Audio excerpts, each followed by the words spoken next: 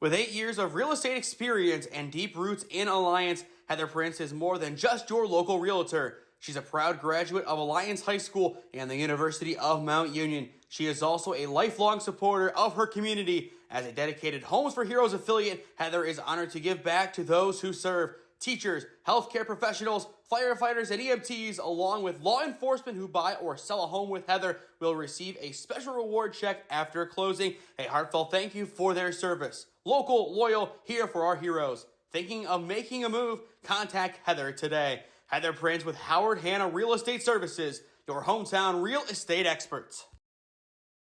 Having foot or ankle pain? Ingrown toenail giving you trouble? Are your toenails showing discoloration? Diabetic foot concerns, or just general foot and ankle questions? If so, you have come to the right place. Contact us at Alliance and Salem Foot and Ankle Clinics. We want you to be walking, running, jumping, and living the lifestyle you want to. We look forward to helping you get back on your feet. Alliance and Salem Foot and Ankle Clinics, putting pep back in your step. Homeowners, here's something you'll love. Crown Heating, Cooling, and Plumbing is now offering a free Rooted in Comfort home evaluation. That's right, it's free. Not a sales pitch, real education. We'll walk through your home's mechanical system with you, check indoor air quality, test your water, and answer the questions most homeowners never get clear answers to. All free, all about guidance, not pressure. Give us a call at 330-235-1575. That's 330-235-1575. Rooted in Comfort, honest guidance, real solutions. Crown Heating, Cooling, and Plumbing.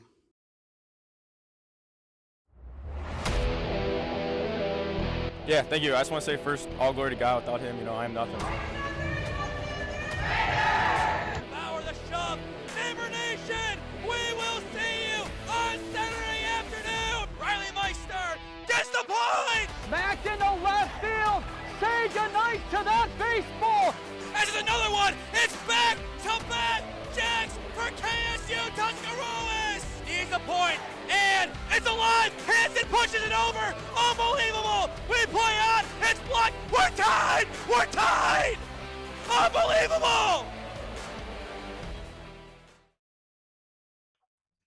To begin 2026, it is time for a massive matchup. Live from Harry Phil's Gymnasium in Alliance, it's the OHSAA on SmeeSports and on Spectrum Channel 1022 Alliance in partnership with Spectrum Channel 1022.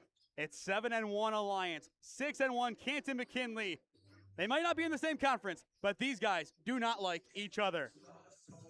Hello, friends. I am Nathan Smee on the call for you this evening. Alongside me will be Cooper Fontaine. But as we mentioned at the Louisville game, he currently has some other duties, that being announcing the Aviator starters when the time comes down below. So he will join us after pregame, as he will be ready to join us on the call as our color commentator. But this is one of the biggest games on the schedule for Alliance this season. So far, a very, very hot start, 7-1 record. That only hiccup did though come against a very, very talented West Branch team who, as things stand, only is 3-4 on the year, but 3-0 in the EBC. And that is the big thing to note. They are perfect in conference play, and out of nowhere are the favorites to win the Eastern Buckeye Conference this season. As for Canton McKinley, they have taken care of business quite nicely in the Federal League, 3-0 on the year in conference play. Their only blemish on the record, Hoban, and that was a big loss for them, 77-63. But they have won their last 5 games after that, including wins all the way around against St. Vincent St. Mary, Lake, Glen Oak in overtime, and that was the controversial 104-94 victory at home against the Golden Eagles. Perry, Warren G. Harding, and Canton Central to round out 2025, and that was a beatdown on behalf of the Pups, 83-48. In other words, it was all McKinley to round out the year, and they want to keep that going here in 2026. About 1:20 on the clock before we begin our pregame announcements, but now it's time to take a look at our starting lineup for tonight. As for the Aviators, it is going to be their typical 5 of J.R. Jackson, Cam Burton, who did transfer in from Canton McKinley a few seasons ago, Parker Woods, Sam Hayes, and Cole Pasco rounding out the 5. As for McKinley, it is going to be Shavers, Britt, Webster, excuse me, I'll try that again. As I mentioned at Youth Elite, still getting over an illness. It's Shavers, Britt, Webster, Thomas, and Keys. Those 5, the usual 5 with Shavers coming back for now his 5th game of the season. Expect him to be a key impact player tonight for the Canton McKinley Bulldogs. Once again for Alliance, the key, J.R. Jackson. What is his role? As of late, he has kind of faded into the background. 4 points and a bunch of other stats in that similar category against Lake. Is that what he does tonight, or is this going to be a J.R. Jackson takeover game, similar to what we saw in game number 1 of the season, a big victory on the road in Canal Fontaine over Northwest? With that in mind, we will toss things downstairs to our PA announcer along with Cooper Fontaine, and they will get us underway with our pregame announcements. Once again, it is Alliance and Canton McKinley up next on SmeeSports.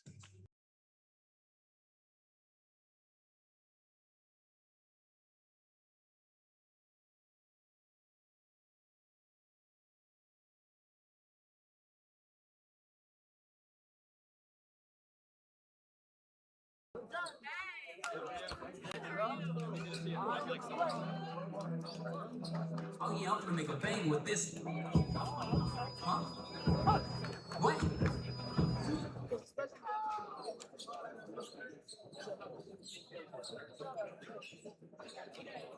Welcome to the Harry Fales Gymnasium, the home of the Alliance Aviators.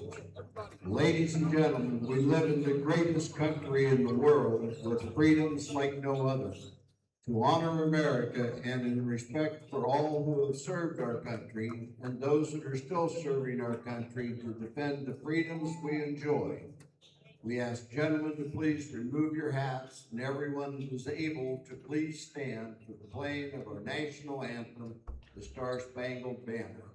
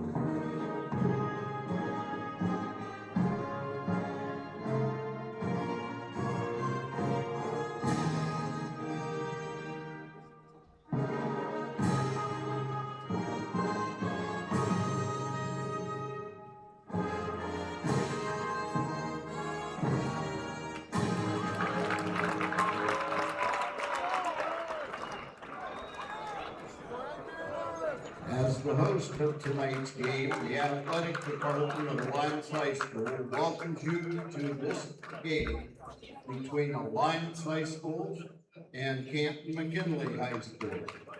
And thanks you for your support of high school student athletes. The student athletes, the coaches, and officials have put great effort into preparing for this game. Please respect them for their efforts and remember to respect the game, regardless of the outcome.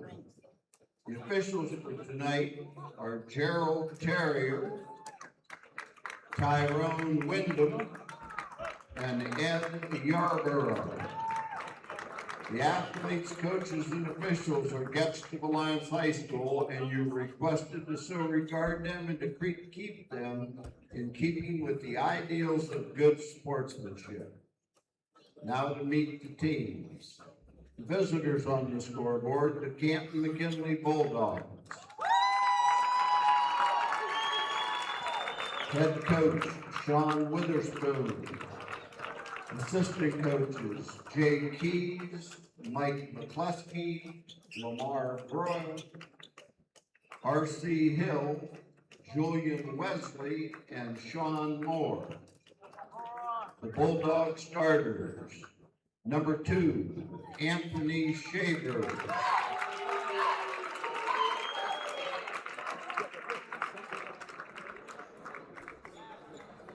Number 3, DJ Brett.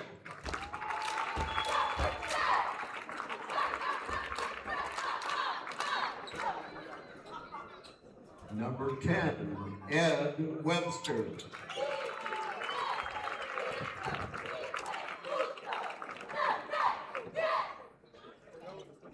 Number 11, Davey Thompson.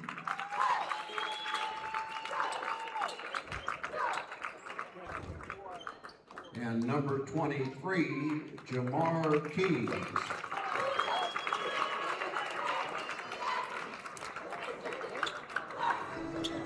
Now for your Lions Aviators. Head coach, Chet Harper. Assistant coaches, Corey Stevens, Rich Jackson, Tim Lake, Daryl Strother, Colin Gurley, and Justin Woods. Now for your Aviators starter. A 6'3" forward, bringing turbulence in the paint. EBC honorable mention and 2-year starter, senior number 32, Cole Pascal.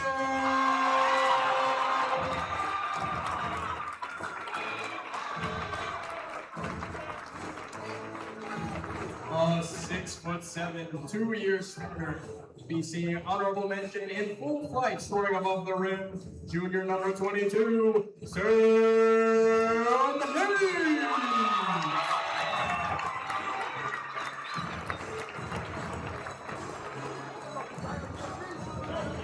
A 6'3" guard whose sights are locked, his shots are ready, and his target is acquired. EBC honorable mention, he's in the cockpit where he belongs.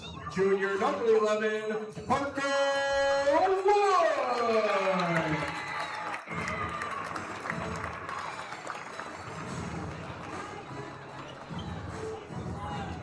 A 5'8" point guard, leading the flight and hitting targets in his path. EBC's second team and 2-year starter, senior number 3, Cale Burton.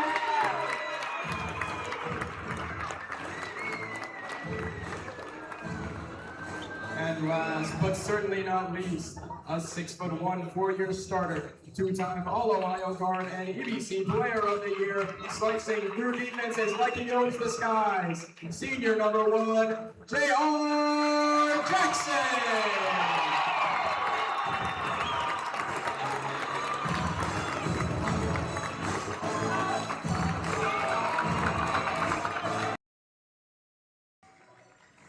Two things. Great job by Bryce on the camera down below, and an excellent job by Cooper Fontaine on the mic. What a job all the way around. Once again, welcome into Harry Fales Gymnasium as you are watching the OHSAA on SmeeSports, and for the first time simulcasted on channel 1022 Alliance. Here it is, what some people are calling the game of the year already, and it is only January 2nd. That is how big this game is for each team, and they know what a win means tonight. For Canton McKinley, 7-1 on the year. For Alliance, 8-1 on the year. And Cooper, just as I'm done singing your praises, you're back. What a job by you.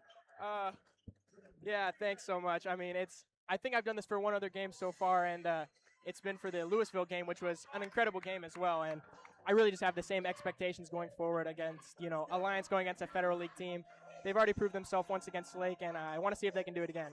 We have some residual smoke as well here at Harry Fales Gymnasium. It is going down January 2nd, and as I said moments ago, maybe, just maybe, the game of the season. And we are underway with Alliance winning the opening tip, and we are indeed ready to rumble. Alliance in their home white jerseys tonight, McKinley in their road reds, and it is officially 7:04 local time in Alliance, Ohio, as Alliance will begin the game on offense. Hayes going top for Parker Woods, one of 2 transfers on this team. He is the only transfer this season. The other one, Canton McKinley's own Cam Burton from 2 seasons ago. Woods off the backboard, no good, but Pasco puts it in, and Alliance is on the board first. And that's Cole Pasco for you, Mr. Hustle for the Aviators. And just like that on the opposite end, it's a block, and it will go out of bounds, and it will stay with McKinley. But a great start here for Alliance. And how about the Aviators so far, showing good hustle, resilience so far. I mean, they're doing exactly what they need to do, getting putbacks and getting blocks. It is a blackout game for the Aviator student section, and they are bringing all of the hype early on in this one. They know exactly what a win here means today, and they want to give it to McKinley. A good roll at the rim, not quite falling, and it goes back to Alliance. That was DJ Britt, the senior, down low. Yeah, and that's a good look for McKinley, just able to use this size to their advantage. They do have the more size over their roster with a 6'8" player. That's pretty tall, especially with 6'7" Sam Hayes on the Aviators team. It's going to be a battle of size and grit today. Size for McKinley and grit for these Alliance Aviators. Once again, only one loss of the year, and that came against the very pesky West Branch Warriors. Jackson down low, and as you mentioned before the game today, Cooper, a slow game against Lake. Yeah, and he's kind of been taking more of a step back, so especially going forward in the season with, he's had a few not even double-digit games, even though he is supposed to be the leader of the Aviators. I think he's doing that through other things, motivationally, his passing and his grit and his non-measurables.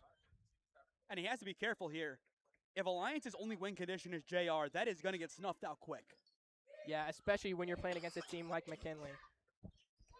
And here is Jackson once again on your screen running this offense. 2-0 early on in favor of Alliance, courtesy of Pasco. And it's a beautiful finger roll just shy off the iron. And there is Jamar Keys, the Thomas Aquinas transfer with the rebound. His pass down low, a strong one to Webster.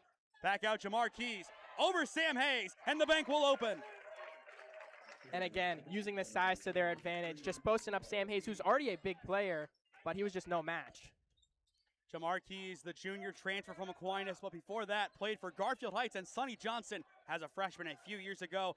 That campaign ending in controversial fashion at the hands of Toledo Whitmer. The reason why controversy, the winning basket was scored by a player who had fouled out. Yeah, definitely controversial if you ask me, I would have to say. Woods driving, trying to create some space. Down low, Pasco. To the top, it's Hayes on the pump fake, now driving in with the Euro over Keys. Well shy, and in the paint, it falls to Hayes on the ground. Alliance, another chance. It's Woods, his off-balance three. A high bounce and down to Webster, and he will take it in for McKinley. Refs saying no blood, no foul, let the kids play, and I definitely like that mindset, especially between two gritty teams. This is going to be a physical matchup. They might not be conference foes, but these guys do not like each other one bit. No, absolutely not. And that's just how it is with a lot of these Stark County teams. They run into each other a lot over all the sports, over all the seasons. So you kind of get these faux rivalries like we like to talk about. Well downtown, Jamar Keys can't get that one to go. Rebound, J.R. Jackson. And here come the Aviators once again. Only point so far from Cole Pasco. Burton, no good. A little off the mark. And the rebound will be tipped down to McKinley. That is Britt the board. And that's a good look for Cam Burton. He's one of the best three-point shooters on this team, as well as Jackson. Thompson in transition, not quite, and poked out of bounds off of J.R. Jackson. A rare miscue from J.R. Yeah, he's a little unhappy with himself on that play, but I have a feeling that him, as well as the rest of the Aviator squad, will be able to maintain composure. And speaking of keeping composure, that is a lot of students at the student session today. They have to keep their composure as well. Yeah, we wouldn't want to see a situation like last year's Marlington versus Alliance backyard brawl where the Marlington student section gets kicked out.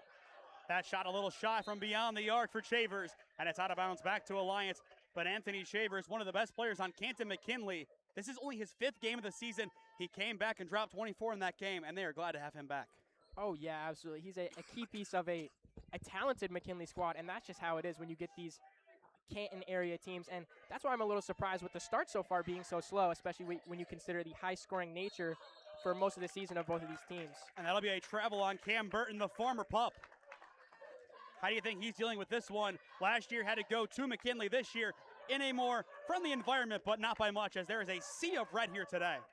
You know, I think as a student of Alliance, and I have a class during my day with him, I think he's all right. He's a tough kid, and I think he will be able to maintain composure. 4.5 on the clock in the opening quarter. Still 2-2 the score. It's two bigs, Pasco and Keys, all the points so far tonight. And here's Jamar again down below in the paint and laying it in. Let's get physical, he says. Just gives Cam Burton a little bump and then wraps around Hayes for the basket. That's a great look for them, again, using size to their advantage. In transition, Woods, far wing, bounce pass inside. It's J.R. Jackson. And he will play it back top for KB. 4:05 on the clock and intercepted. Excellently picked by Shavers. Over Burton and easily throwing it down. And how about the play in transition, the high pickup to get past Cam Burton, and then the finish. That's another great look for McKinley. And that is an et tu Brute moment for Cam Burton against his former teammates. Down low, it's Hayes, and he lays it in to answer. And that's a big answer for the Aviators, because if they can't answer the McKinley Bulldogs, this game's going to get out of reach fast. 6-4 the score, and still no offense from J.R. Jackson, but a steal here in transition, and here he comes flying up the floor, and he will tie it up at 6.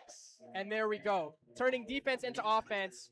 JR getting in the face of the McKinley Bulldogs, letting them know that he's that guy. And McKinley, they want a quick answer, not going to get it. And it's Hayes with the rebound on the miss from Webster. Great play so far by both teams, a few mistakes, and that has pretty much led to all of the scoring so far tonight. Woods in the corner and back top to KB. And he wants to forget the last one that he gave right back to Shavers. Hayes far side to the corner. It's J.R. Jackson again. His long three. He's got it! J.R. Jackson now with 5. And I've talked so much about good looks so far. You got to think, that's a good look for J.R. Jackson. He's got the range. I mean, he is an incredible shooter. We've seen him put it on display many times before. Very few guys in the OHSAA have that range. I would compare his range to the all-time leading scorer in the OHSAA, Quinn Turtle Kwasniak, a proud product of Cornerstone Christian out in Willoughby. Those two, limited range. And that one off the window is good for Ed Webster. And he is on the board for the first time today, but overall in the campaign averaging just over 11 points a night. And it is back to a 1-point game. KB in transition gets the lucky bounce. And how about that? Just, if you see how high he arced that and banked it in. Ooh. And it's Shavers, and he will get the and one. Anthony Shavers says, count it. Yeah, and again, these players are not afraid to get physical, especially when you're looking at players like Cole Pasco for the Aviators, who that's one of the key points of his game. The only concern, you can't get overly physical. You can't get any tees in this game, which fouls, they might let go a lot. Tees, no.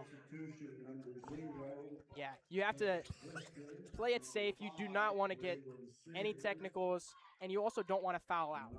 And that, as we have said, may be hard to do with how many fouls they're kind of letting slide, as these are two physical teams. And here comes the N1 opportunity for Shavers. In the meantime, it's Hayes and Jellison now down low for Alliance, and Shavers makes the N1. So he, along with J.R. Jackson, each with 5. And just like that, we are knotted up 11 apiece in the first. Took a while, but here is the scoring at last. Yeah, Brisker to the corner. It's Hayes down low in plenty of traffic, and he gets cleanly blocked. It's Legacy Lee, and it's out of bounds. And this one will go, I believe, to Alliance.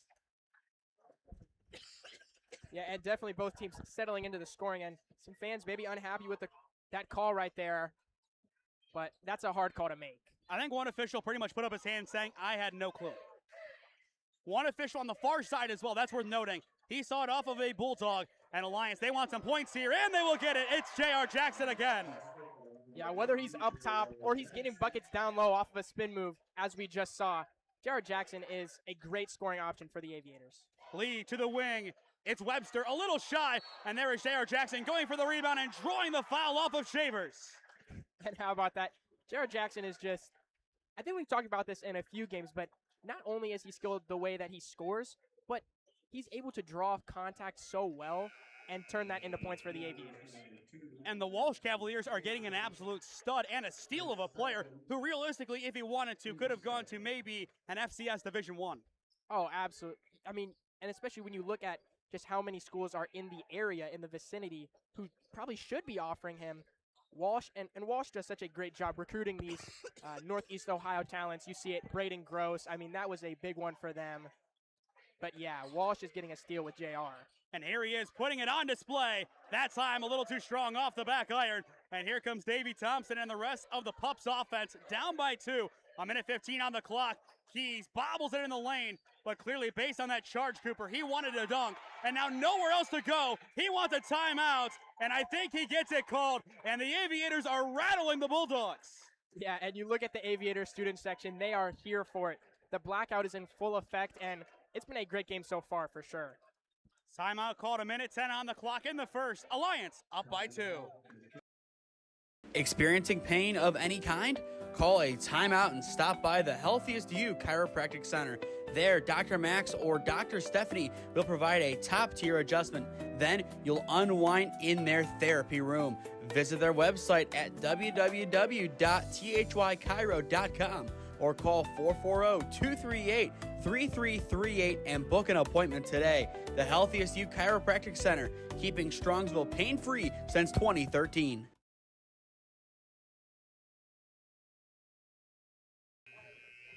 Welcome back to Harry Fales Gymnasium. 1:10 left to go in the first quarter. And Cooper, we have ourselves the makings of potentially the game of the year. That's what we're tracking tonight. It's 13-11 Alliance. How did we get here? Well, we've seen a lot of good baskets from both teams, mostly coming at the start from miscues or mistakes, where you see a few transition buckets from McKinley or some foul shots for the Aviators. And Keys nowhere to go inside. Sears gets a piece. Webster keeping it away. And Jamar gets it back in the end, and he will have a second chance now at a triple team. And that one will be, it looks like a foul. And that's something we haven't seen a lot of so far. But refs letting a lot of stuff go due to the fact that these are two physical teams. And I think that's where a lot of it comes from for both of these teams, is getting buckets down low and just forcing your way to the basket. And that foul is going to be on Channing Jellison. But as you mentioned, once again, going back to that game against Lake, J.R. Jackson kind of faded away, but he has 7 first quarter points. So far from that here tonight. Keys down low, tipped off of Jellison to the wing. It's accidental perfection for McKinley. It's Jaden Elder in the wing for 3. And that's a big, big basket for McKinley to put them up 1. And Jellison, he got a great piece of that one. By all means, that should have been Alliance ball, but McKinley gets the luck of the Irish on their side here, and they have their first lead in a little while. Final 30 seconds in the first quarter. Alliance, they want to answer. Burton to the wing. It's Braylon Sears, well downtown, and he will airball this one. Nicholson keeps it alive, but right back to McKinley. And they could hold for final shot here if they wanted to. Thompson up the floor. Final 10 seconds going up against Cam Burton. It's current Bulldog versus former Bulldog. And now we are in the final 5 seconds. Back to Thompson against KB. Needing space, nowhere to go. At the buzzer, he gets the foul, and he will have free throws here. And that's, again, big for the Bulldogs to make them able to extend their lead a little bit more. I mean, you have to know the situation right there. You're in a double team, hands up, straight up. You can't foul there. Yeah, and in a game like this, when you have two physical teams, it's going to come down to the wire. Every point counts. And these 3 could be the most crucial of the game for all we know. So here comes Davey Thompson. First of 3 is good. So far, McKinley 2 for 2 from the line.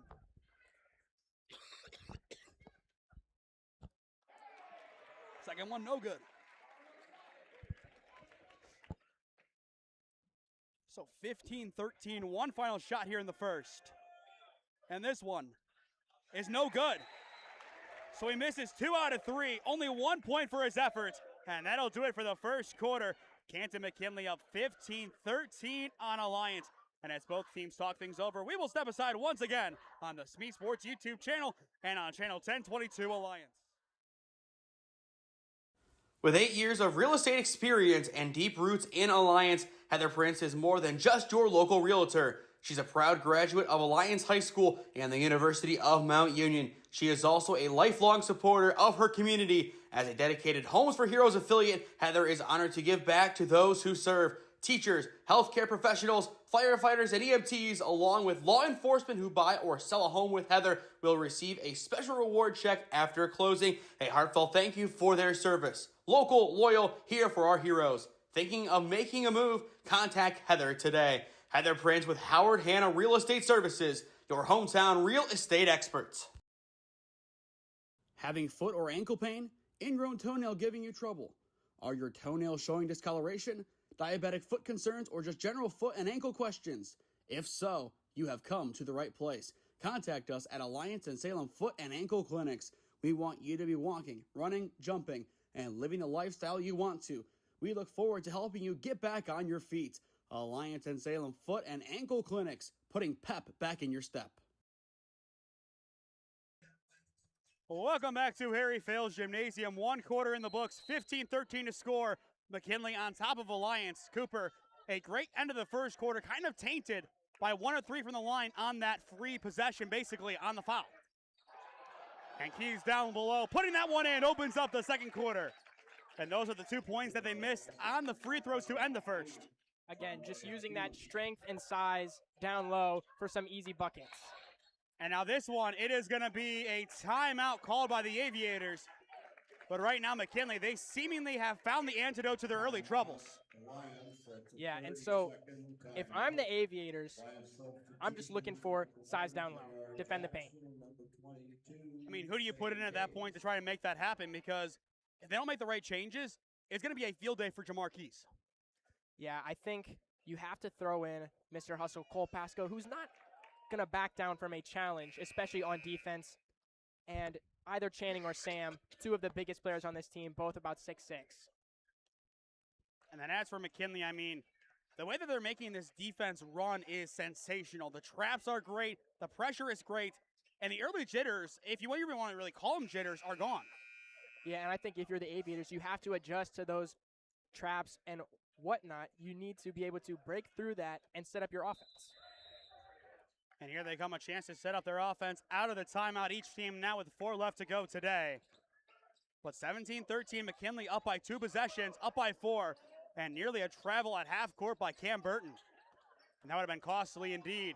Jackson to the corner, Burton driving down below. His floater, well too strong. It's Keys with the rebound. And here comes Canton McKinley up the other way. Jamar far wing against Sam Hayes, trying to drive inside. Now needing an outlet. And his long run brings him to the wing. Another 3, and airballed right to Braylon Sears. And I think that was the defense that you're looking for. Sam Hayes able to do what he needs to do.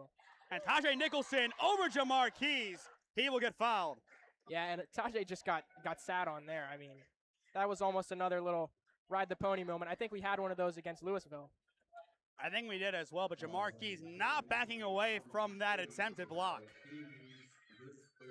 He is a very physical player. Same with everybody on McKinley. You have to expect plays like that all day, but they have to be smart. They can't be stupid.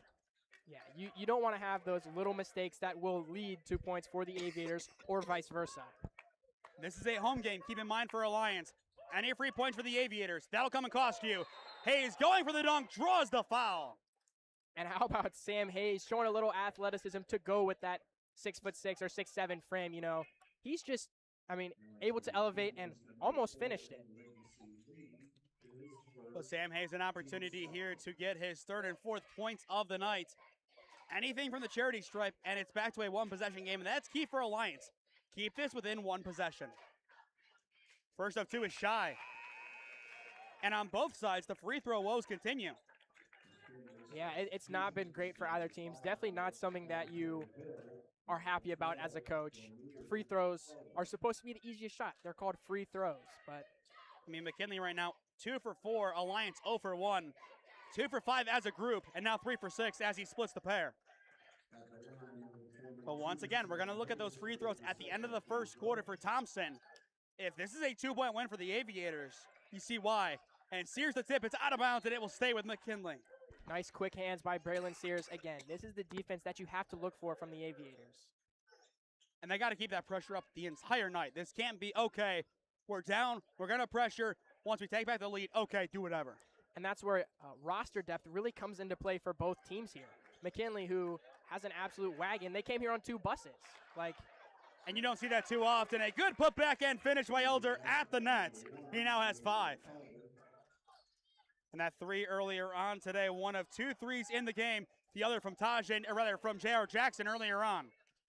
And that'll be, I believe, a foul on McKinley. That'll go against Elder. And that'll give the Aviators a chance to regroup as they were having a little bit of trouble, again, getting through that setup that the Bulldogs had. And that's where the Bulldogs defense is so strong. And relentless for that matter. Yeah, they have absolutely not. Once they figured it out, they haven't turned it off.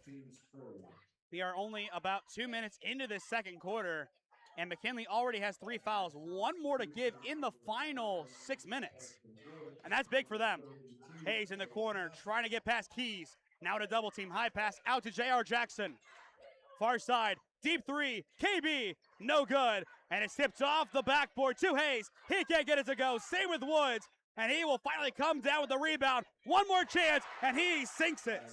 And how about the hustle for Parker Woods?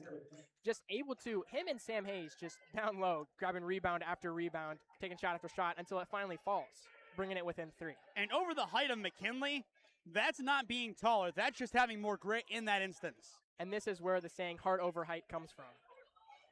And McKinley, they will try and answer here, only up by 3, but still in a better spot than they were in the first quarter at about this time. Thompson driving inside over KB, and great help defense from behind from Sam Hayes. The shot no good, but another chance for McKinley. Thompson, his 3, a little shy, and Hayes is pushed off ball. It is foul number 4 on McKinley.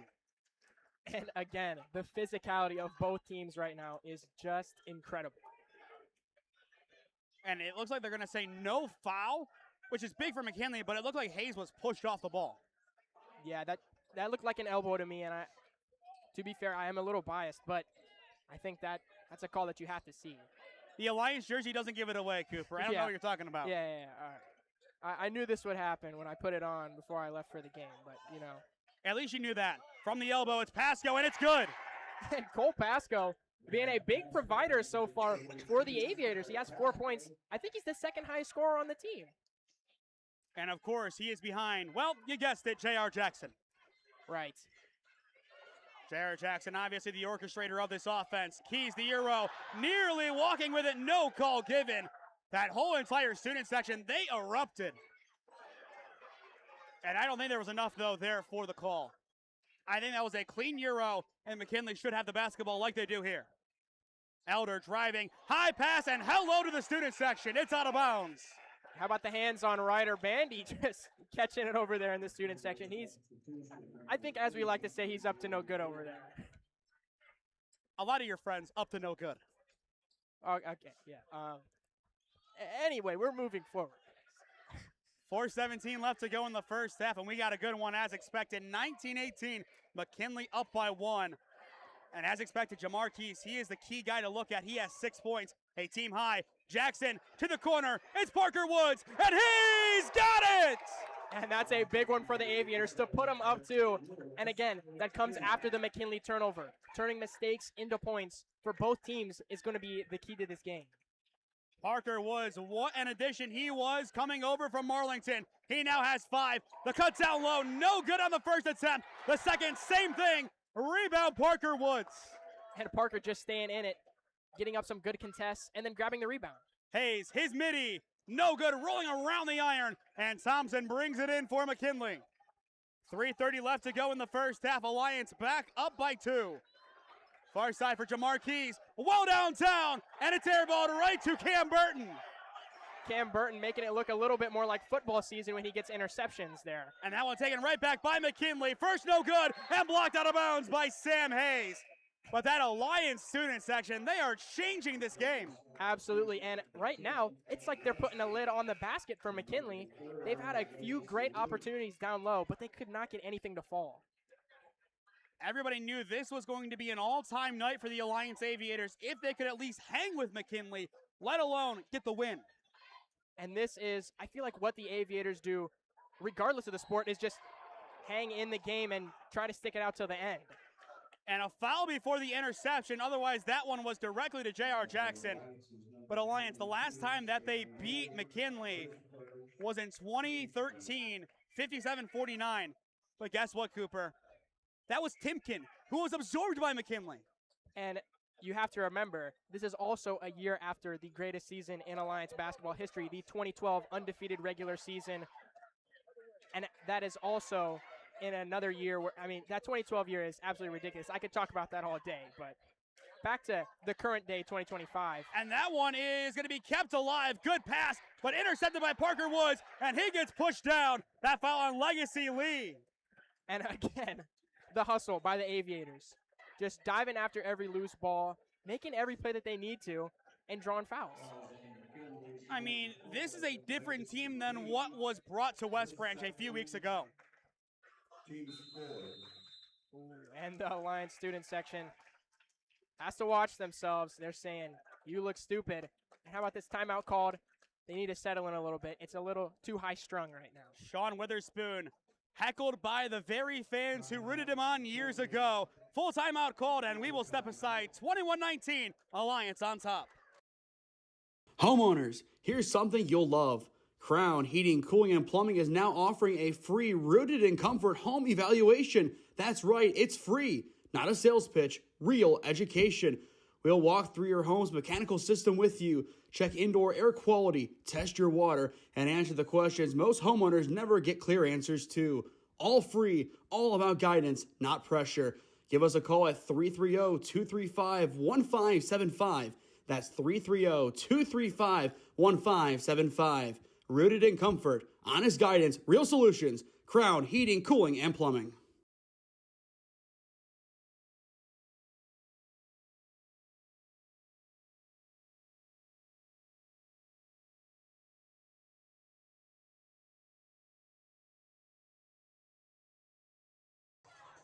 Welcome back to Harry Phil's Gymnasium. 2:56 left to go in the first half. 21-19 Alliance on top. How do they take back that lead after a great start to the second quarter by Canton McKinley's offense and defense? Grit. That's the one word that they have, is grit. They're grabbing rebounds. They're playing with their heart over their height. I mean, every player on the Alliance team knows what it takes to win this game against a tough McKinley squad. And right now, they're doing it to its fullest extent. This is a team-defining victory if Alliance gets it. This is on the level of Lou West beating Garfield Heights 2 seasons ago. That's the level I'm comparing this to, easily. Jackson near wing, 2:30 on the clock. He will drive inside, off the window, and thank you from J.R. Jackson. And again, J.R. Jackson, just a multi-level scorer. Yeah, he can shoot the rock, but he can get inside and have a nice little lay. I mean, that is just the epitome of J.R. Jackson's scoring ability. And he now has 9 in this one. 2:20 on the clock. It's Thompson staring down J.R. Jackson.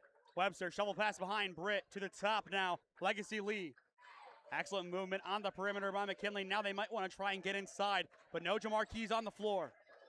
Thompson, top of the key, high pass Webster. And there's nowhere to go but in now. Webster down low, over Hayes, no good. And Wood smacks down the rebound for J.R. Jackson. And not only was that over Hayes, that was over Hayes and Pasco. That perfectly timed double team to contest that shot is what the Aviators need. And J.R. Jackson putting McKinley on skates. Can't get the 3 to fall. Hayes the poke, but Thompson brings it in for the Pups. And that was almost a shot of all shots for J.R. Jackson. I think they called an off-ball foul. I think I missed it, but still. Foul 5. Wow. I mean, right now, the Aviators, everything is happening just the way it needs to. Everything, as you said, falling perfectly in place. It's great to see what is going on. And this is, again, a far cry from the team that we saw waltz into West Branch. That was an off day for them. They are showing us right now what they're made of.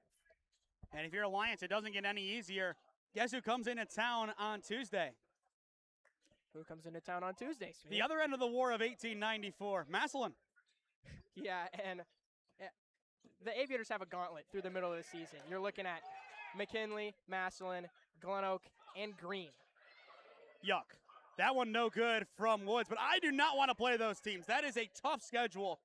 But if there's anybody who can get through that really disgusting run, it's Alliance. Chet Harper and the Aviators know how to overcome adversity. The steal by Parker Woods running the fast break. And it gets poked away. Pasco picks it up. His hook is clean. And Cole Pasco, his 6th point of the night, another one off of a putback. I mean, he's there all day for the Aviators. Well, his last name might be Pasco, but he is playing like a Karis. Yeah, and that's something that we talk about a lot, too, during the SmeeSports games is the insane Pasco-Karis lineage.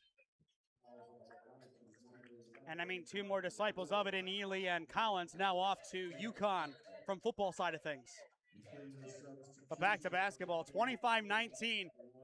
This is the best Alliance has looked all season, and maybe in our 2 years of covering the Aviators. I might say that easily. And that's hard to say because they had that incredible game against Northwest, and then they went and beat Youngstown Cheney as well. So this is just an Aviators team come alive. They're showing us all their potential.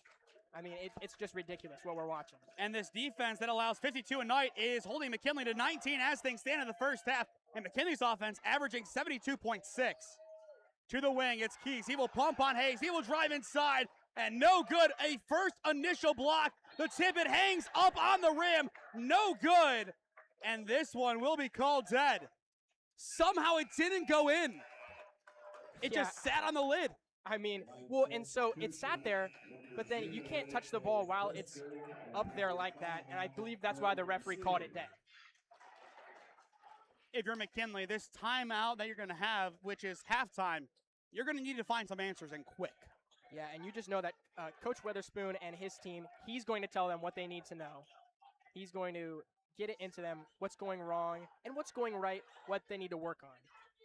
Final shot in the first half does belong to Alliance if they want it. Brisker down low, Hayes over Keys, a little shy, and Jamar the rebound, able to keep it alive. And here comes McKinley flying to the hoop. It's Lee off the iron, no good. Jackson the rebound, his whole court heave, wow, over the backboard, nearly hitting a cheerleader, and that's halftime. And how about these Aviators? This student section, absolutely loving it. KB just hyping.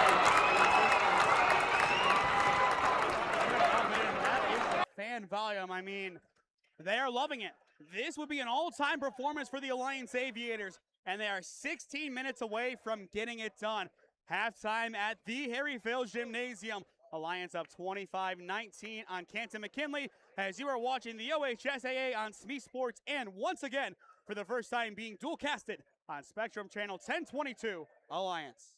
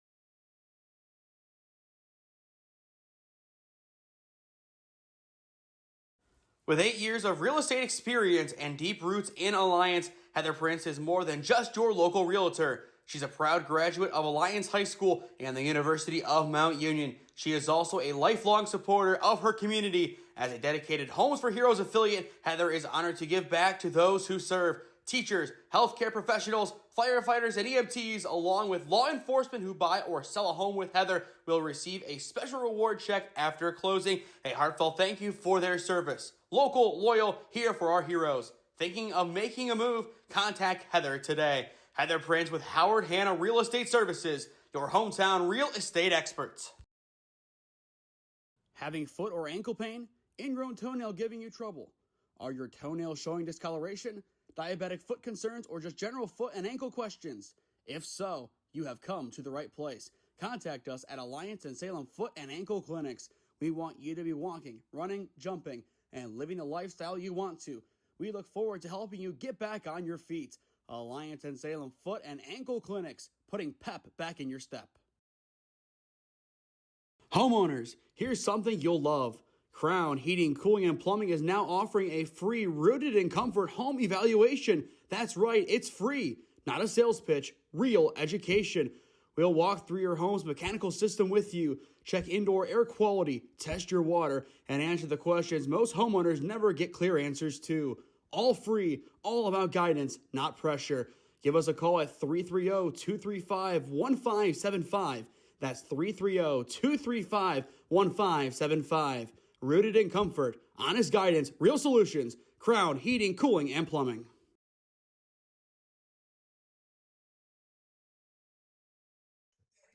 Before we get back to the action, if you or someone you know is a business owner looking to sponsor broadcasts in the Cleveland or Stark County area, contact us on one of those avenues on your screen, and I would love to work out a deal with you to promote the best of your businesses and your brands.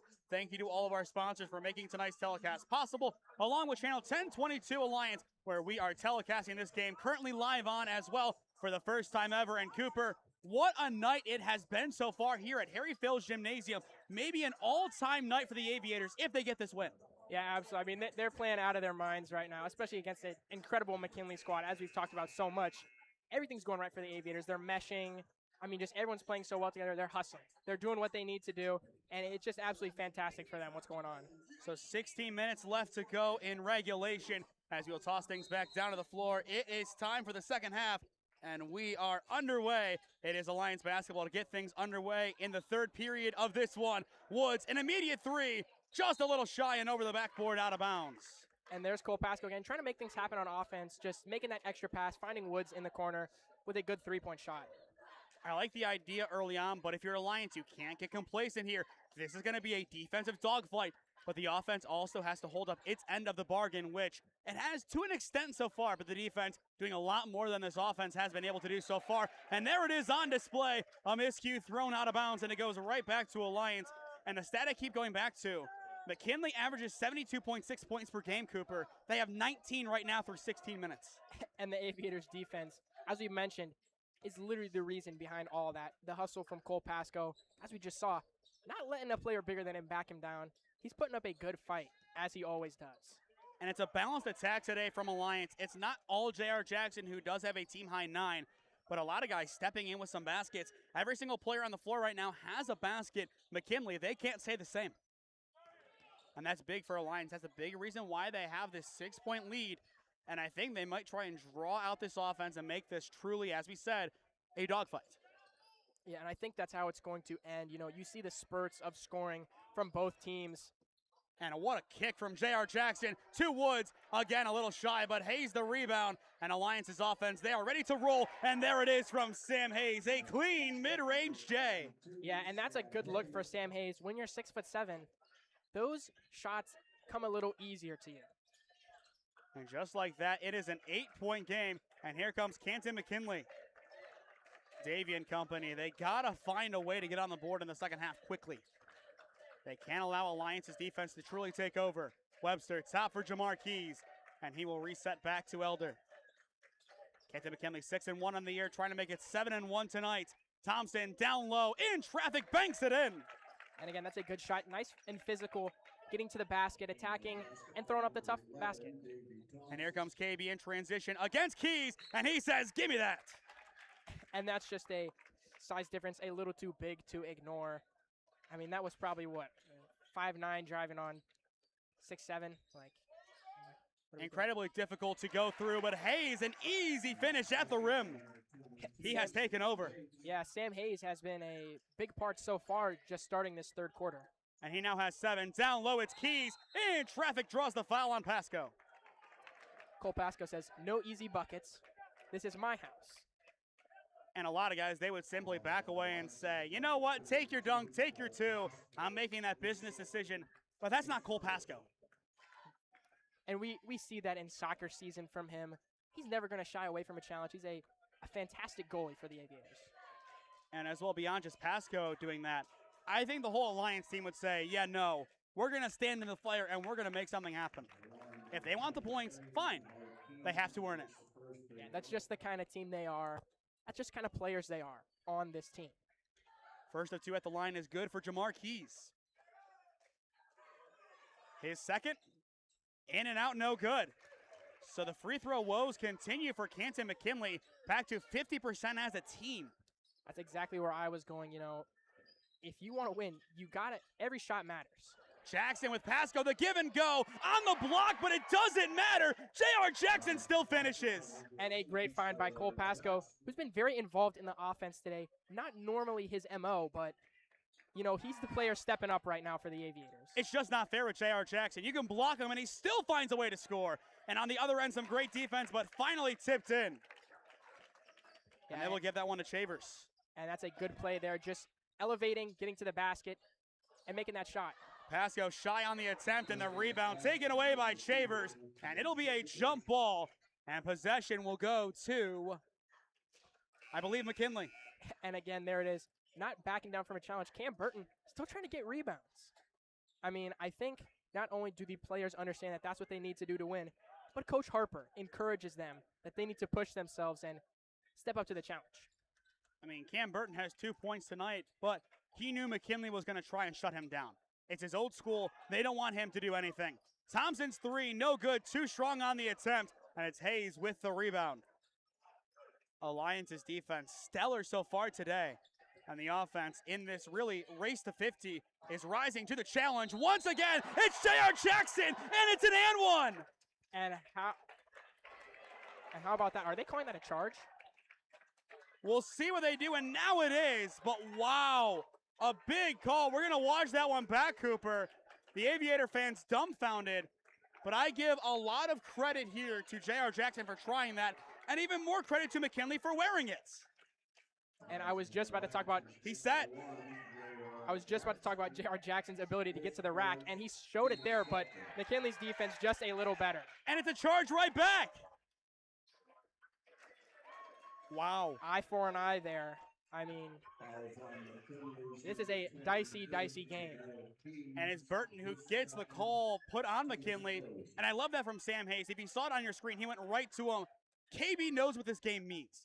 Everybody wants to get him this win, but at the same time, Hayes is like, calm down. This is for all of us. And as I said, if Alliance gets this win, you put it on the level of Lou West beating Garfield Heights a few seasons ago at The Rock. It's that comparable. Jackson from the key, spinning inside, needing an outlet in a double team, and he will walk with it before the outlet pass, and that is a killer. The 3 would have been good from Hayes. Yeah, and Sam Hayes, one of those players where he's taken over on offense for them with JR, but not only is he so tall, but it's rare for a high schooler as tall as him to have such a well-developed jumper, as we see.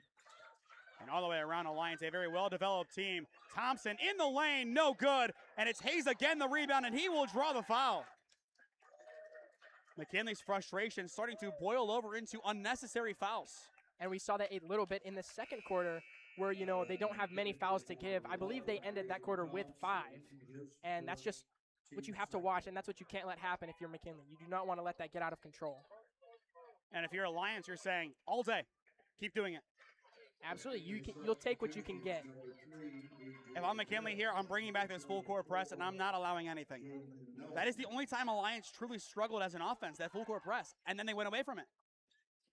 Hayes, he will drive to the wing. It's Parker Woods. He will take it just outside the paint. His midi rolls in and out, no good. And there is the rebound from Nelson. And a full court pass. It's Chavers below the basket. And he will reset out wide. Thompson for Keys in the lane. And he will go up and down and draws the foul. Parker Woods, he wanted a jump ball. Sam Hayes, he wanted a travel. McKinley gets what they want. And that will be a foul on Alliance, their third of the quarter. Yeah, and that is just a tough play to call if you're a ref there. So much going on, so much to look at, but ultimately going in favor of the Bulldogs. And it's free throws again for Jamar Keys, who most of his points in that victory over Glen Oak did come from the line. I believe 22 of his 32 came from the charity stripe. And so far today, he is 1 for 2. 22 of 32 coming from the free throw line. First of 2 is good. And that was a crazy game in its own right. I mean, as we say, if you score 60 in Stark County, it's a good day offensively. Scoring 104, albeit in overtime, I think that constitutes a little bit more than a good day. Yeah, that's not something you see often, especially in Stark County basketball. I mean, not even in Cleveland. We rarely see 100 broken. And usually when it happens is that one is good is the random matchup between Mid-Park and St. Ed's, which last year I believe was like 104 to 124. It was a crazy game. Burton's mid-range, no good. And Pasco keeps it alive, and it's poked out of bounds, and somehow it stays with the Aviators. And how about the awareness by Sam Hayes? He jumps without touching the baseline and smacks the ball onto a McKinley player. That is ridiculous. Once again, is this the same team that lost to West Branch? I say no. I mean, we'll watch it back here. The composure, that's what I can't get over. This Alliance team is so well coached, and they know it. And you look at a play like that, just the non-tangibles for Sam Hayes, for a player to be able to do that in a game is preposterous. Braylon Sears, far side, trying to set the table for the Aviators. 31-26 to a 5-point game. McKinley well within this one. Tajay Nicholson from the key. Online, but too strong off the front iron, and that will slow it down too much. And here comes Keys in the offense. 2 Shavers over J.R. Jackson. A clean Euro and a clean 2. And that was a pretty looking Euro right there. I mean, that is a beautiful transition basket. Just when you think McKinley can't answer, there it is. And they are back within 3, but KB makes it a 5-point game. And a timeout called by Chet Harper. He wants to talk things over. 2:48 on the clock in the third. Alliance up by 5 on Canton McKinley. With 8 years of real estate experience and deep roots in Alliance, Heather Prince is more than just your local realtor. She's a proud graduate of Alliance High School and the University of Mount Union. She is also a lifelong supporter of her community. As a dedicated Homes for Heroes affiliate, Heather is honored to give back to those who serve. Teachers, healthcare professionals, firefighters, and EMTs, along with law enforcement who buy or sell a home with Heather, will receive a special reward check after closing. A heartfelt thank you for their service. Local, loyal, here for our heroes. Thinking of making a move? Contact Heather today. Heather Prince with Howard Hanna Real Estate Services, your hometown real estate experts.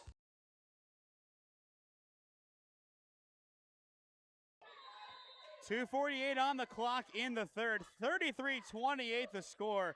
Cooper, what a night here at Harry Fales Gymnasium to begin 2026. Yeah, absolutely. I mean, this is definitely how you want to start the new year for the Aviators. I mean, they're playing so well. And I think even if they lose, this is a game to be proud of how well they've played against these McKinley Bulldogs. At this point, they want the win. They would feel hard done by if they get anything less than the dub tonight.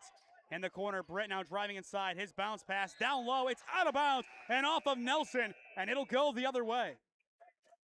I mean, just the small mistakes, again, that's what it's boiling down to for both teams and where a lot of these baskets are coming from. And that was the case early on in this game. Once again, we had a scenario that it was 6-2 early on, and we were thinking, okay, this is McKinley's game to control. And it definitely was. And here is the full court press once again. And as I said, Cooper, Alliance, some issues with it as that one is sent out of bounds by Shavers. But I think they're going to say it's going to McKinley. Whoa! Definitely. No, there we go. Okay. I was about to say, there is no way that isn't. But once again, going back to the full court press, it kind of got the Aviators for a moment. You got to keep the pressure up if you are Coach Witherspoon. That, to me, is a non-negotiable if you want to win. Jackson in the lane draws the foul. McKinley's third of the quarter.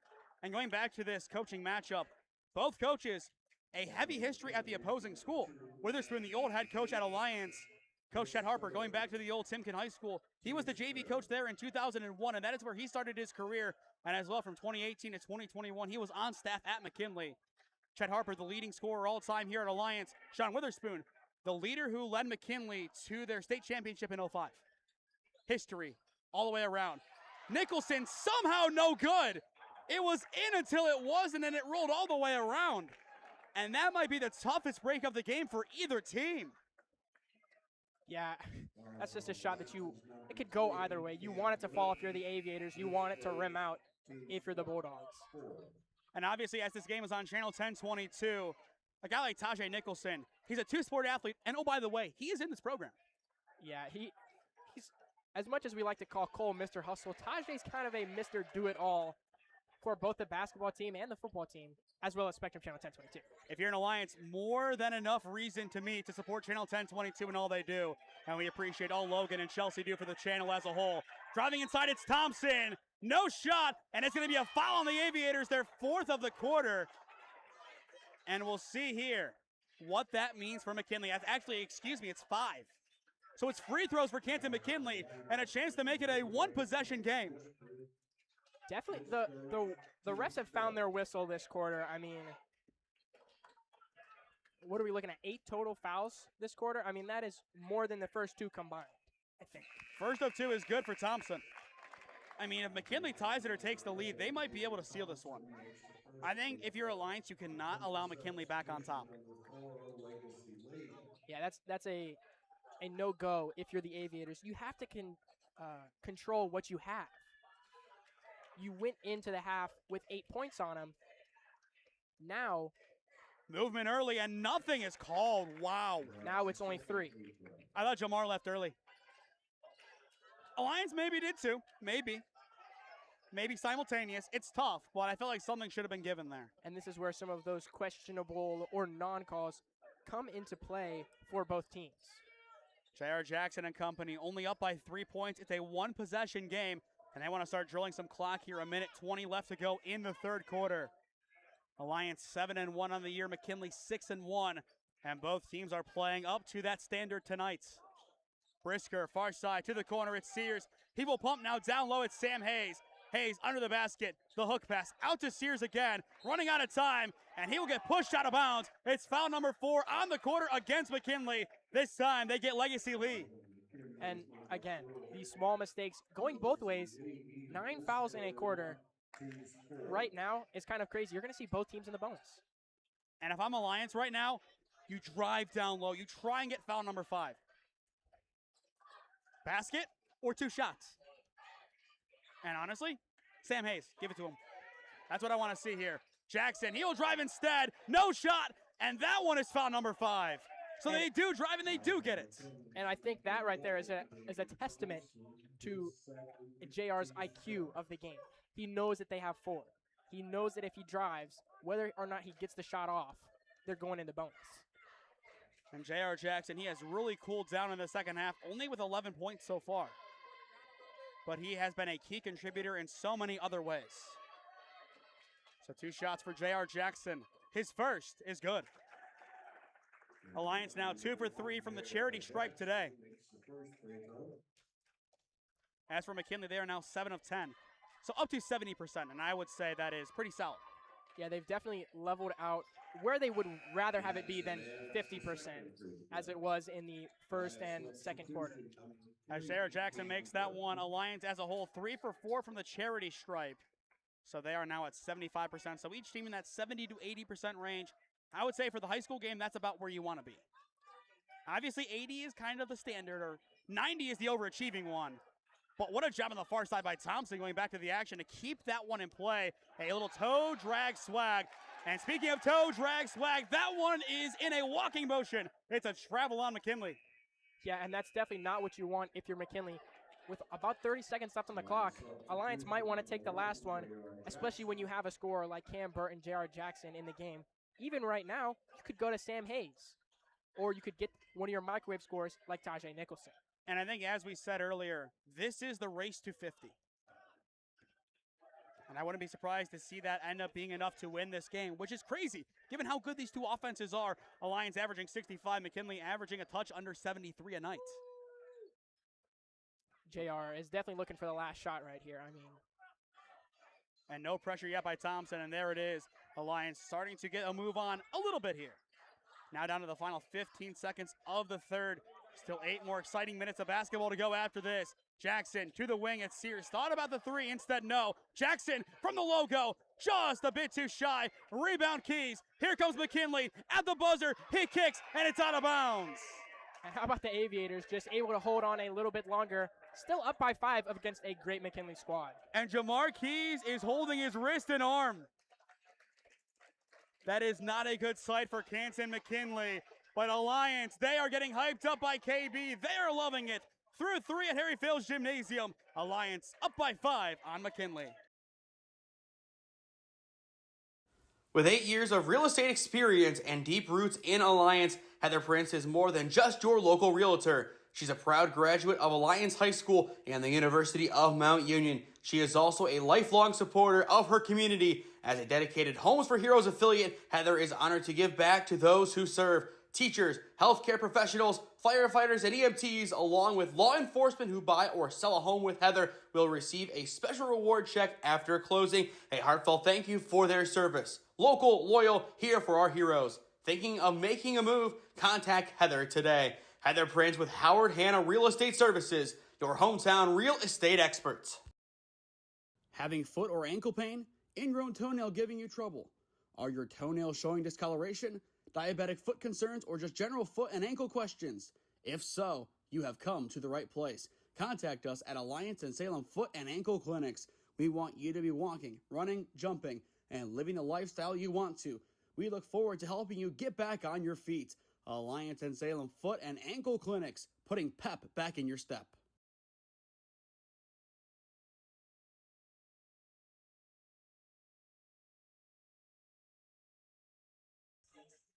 If you wanted potentially the game of the year 2 days into 2026, ladies and gentlemen, you have it.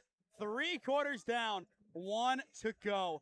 35-30 Alliance on top of Canton McKinley as you are watching the OHSAA on SmeeSports and on Spectrum Channel 1022 Alliance at the same time. It's a simulcast. What a way to begin 2026. Yeah, I mean, this is exactly what you look for. I think my Christmas gift came a little bit late, actually in 2026 for that matter. But I digress. We're still in the 12 days of Christmas, so I will take it, and I will give it to you that way. So still in the Christmas season. And here we go. 4th quarter underway. Hayes' corner 3, not going to fall. Rebound Elder. And it is worth noting, Jamar Keys, he is back on the floor. His arm didn't look too good after that throw. My initial worry was, okay, did he throw it too hard? He appears to be good now, but he is a hustler and a competitor. As you see right here, a beautiful spin. Yeah, Jamar is fine. Yeah, very strong inside. Some fans maybe looking for a charge there, a little elbow, but no go. He's strong inside and strong in the mind. Equally strong at both, and that is big for him. He has played under now 3 different regimes. Garfield Heights, Aquinas, and McKinley, each of which has prepared him for this moment. Rebound Elder. A 3 here ties it up for McKinley. Thompson in the wing, directing traffic. Pass down low, KB the tip, but they will call it a foul on the former Bulldog. And that is his 2nd of the night. And that's a big one, too, as that will make McKinley able to set it up, coming off the inbound, and maybe give them opportunity for an easier basket. And we see now they're bringing in maybe one of the more savvy defenders on the team, Cole Pasco. And Cole Pasco, what a night he has had. Absolutely. I mean, he's provided on offense, defense. I mean, whether he's shooting or passing the ball, I mean, he's just had a great night. I know Mr. Do-It-All, at least in Cleveland, is Ari Jones from last season for Garfield, but Cole Pasco, he might deserve that title too. Shavers puts that one away, and we are back to a 1-point ball game, 35-34. And the pressure, I would say right now, is on the Aviators. Here is Jackson driving. He will swing. Woods wide open. In and out, no good. Rebound, it's Pasco, and he gets his own block shot, but finally it falls to Shavers, and here comes the Pups. And it's tipped by Burton, but kept alive. Elder for the lead. It's good!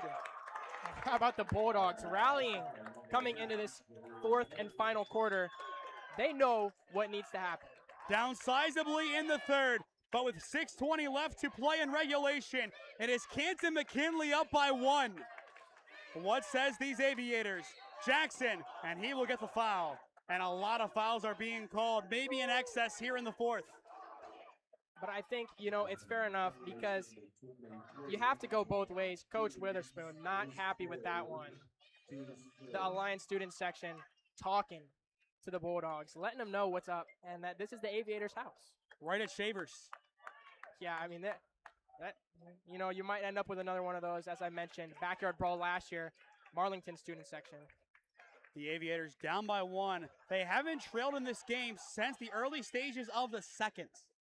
They have controlled this game for the most part, but right now they need to get back in it. Down by 1, but still plenty of time.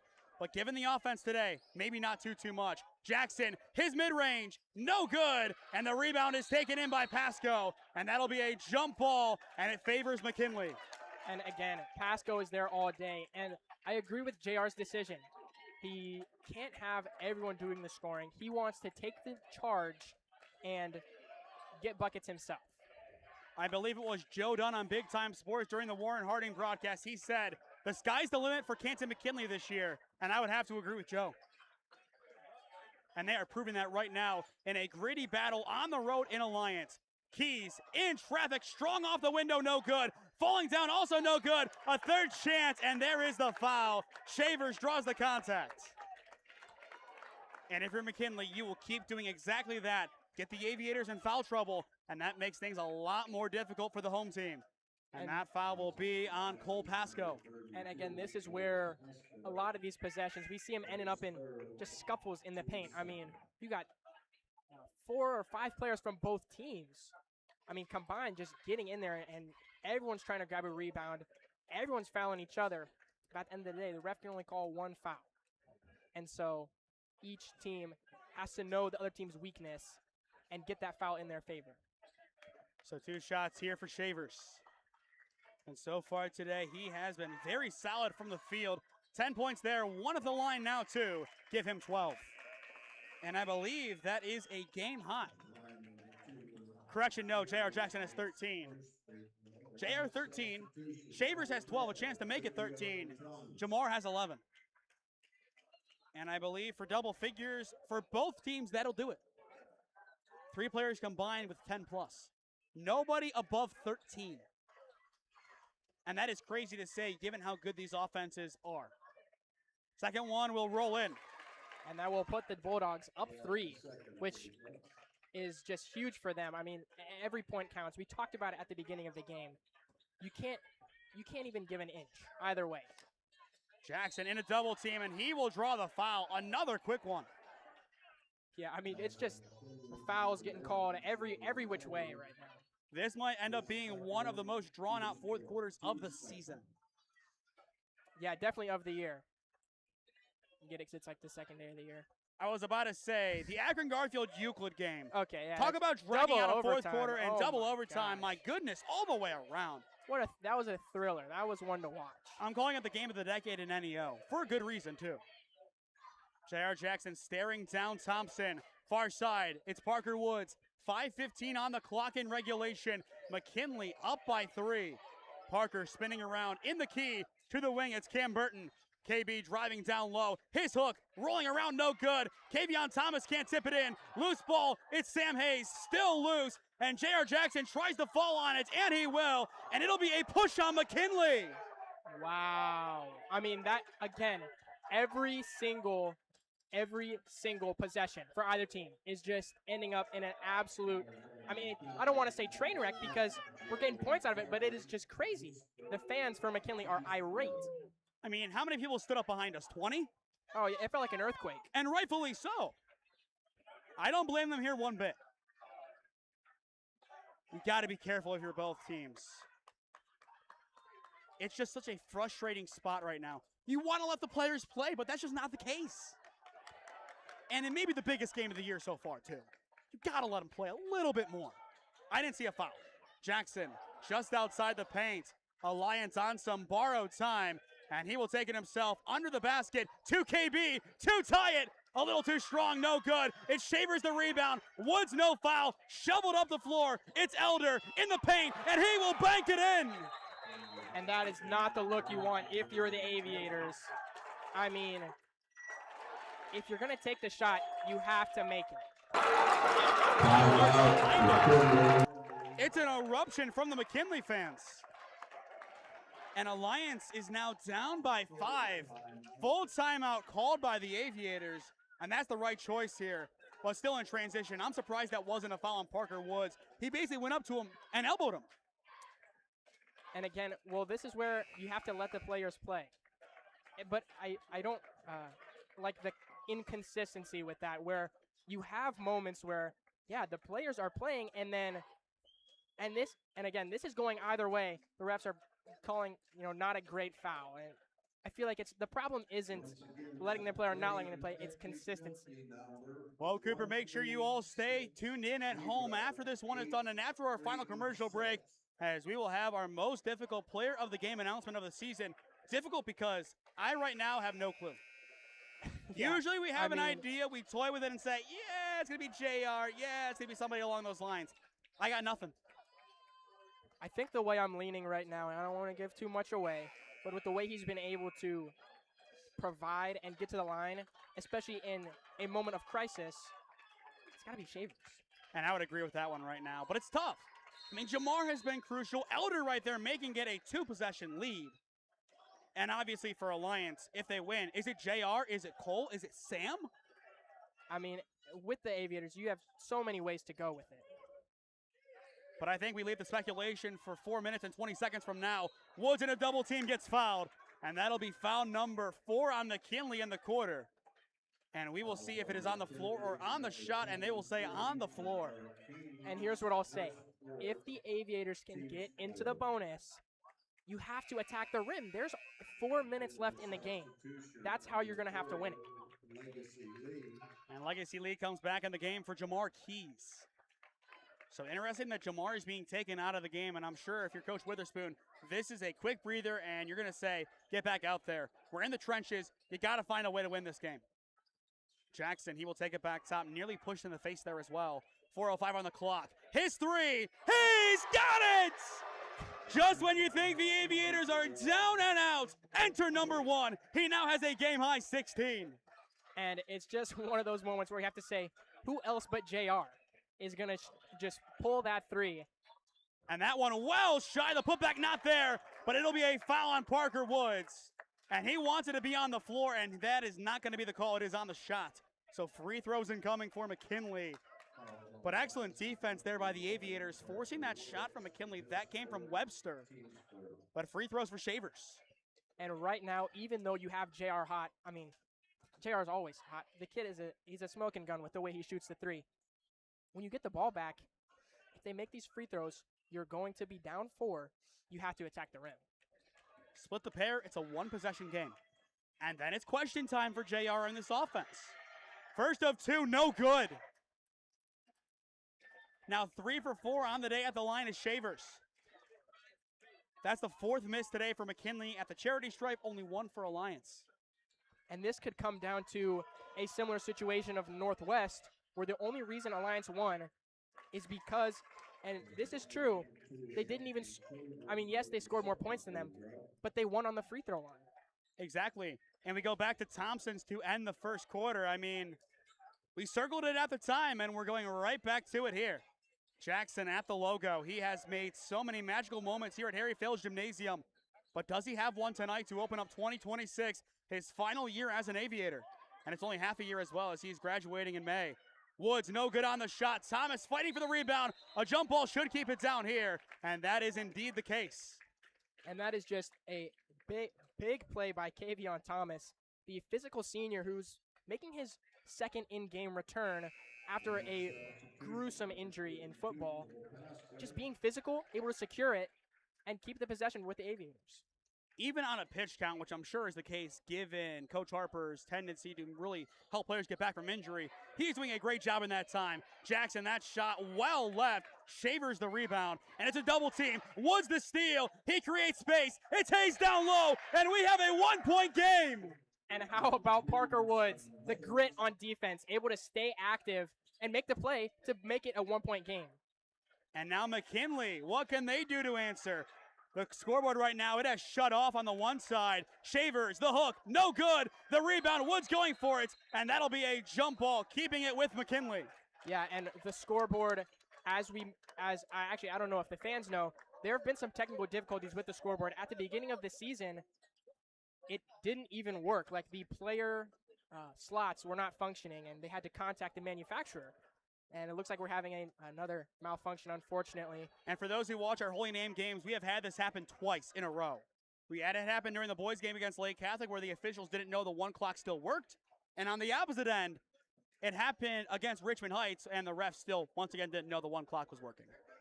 And now I have to ask, is it not 40-41? It is. Now the question is, what on the clock is broken? They're going back to the sidelines. So as they talk things over, we will step aside for a moment. Alliance down by 1. Homeowners, here's something you'll love. Crown Heating, Cooling, and Plumbing is now offering a free Rooted in Comfort home evaluation. That's right, it's free. Not a sales pitch, real education. We'll walk through your home's mechanical system with you, check indoor air quality, test your water, and answer the questions most homeowners never get clear answers to. All free, all about guidance, not pressure. Give us a call at 330-235-1575. That's 330-235-1575. Rooted in Comfort, honest guidance, real solutions. Crown Heating, Cooling, and Plumbing.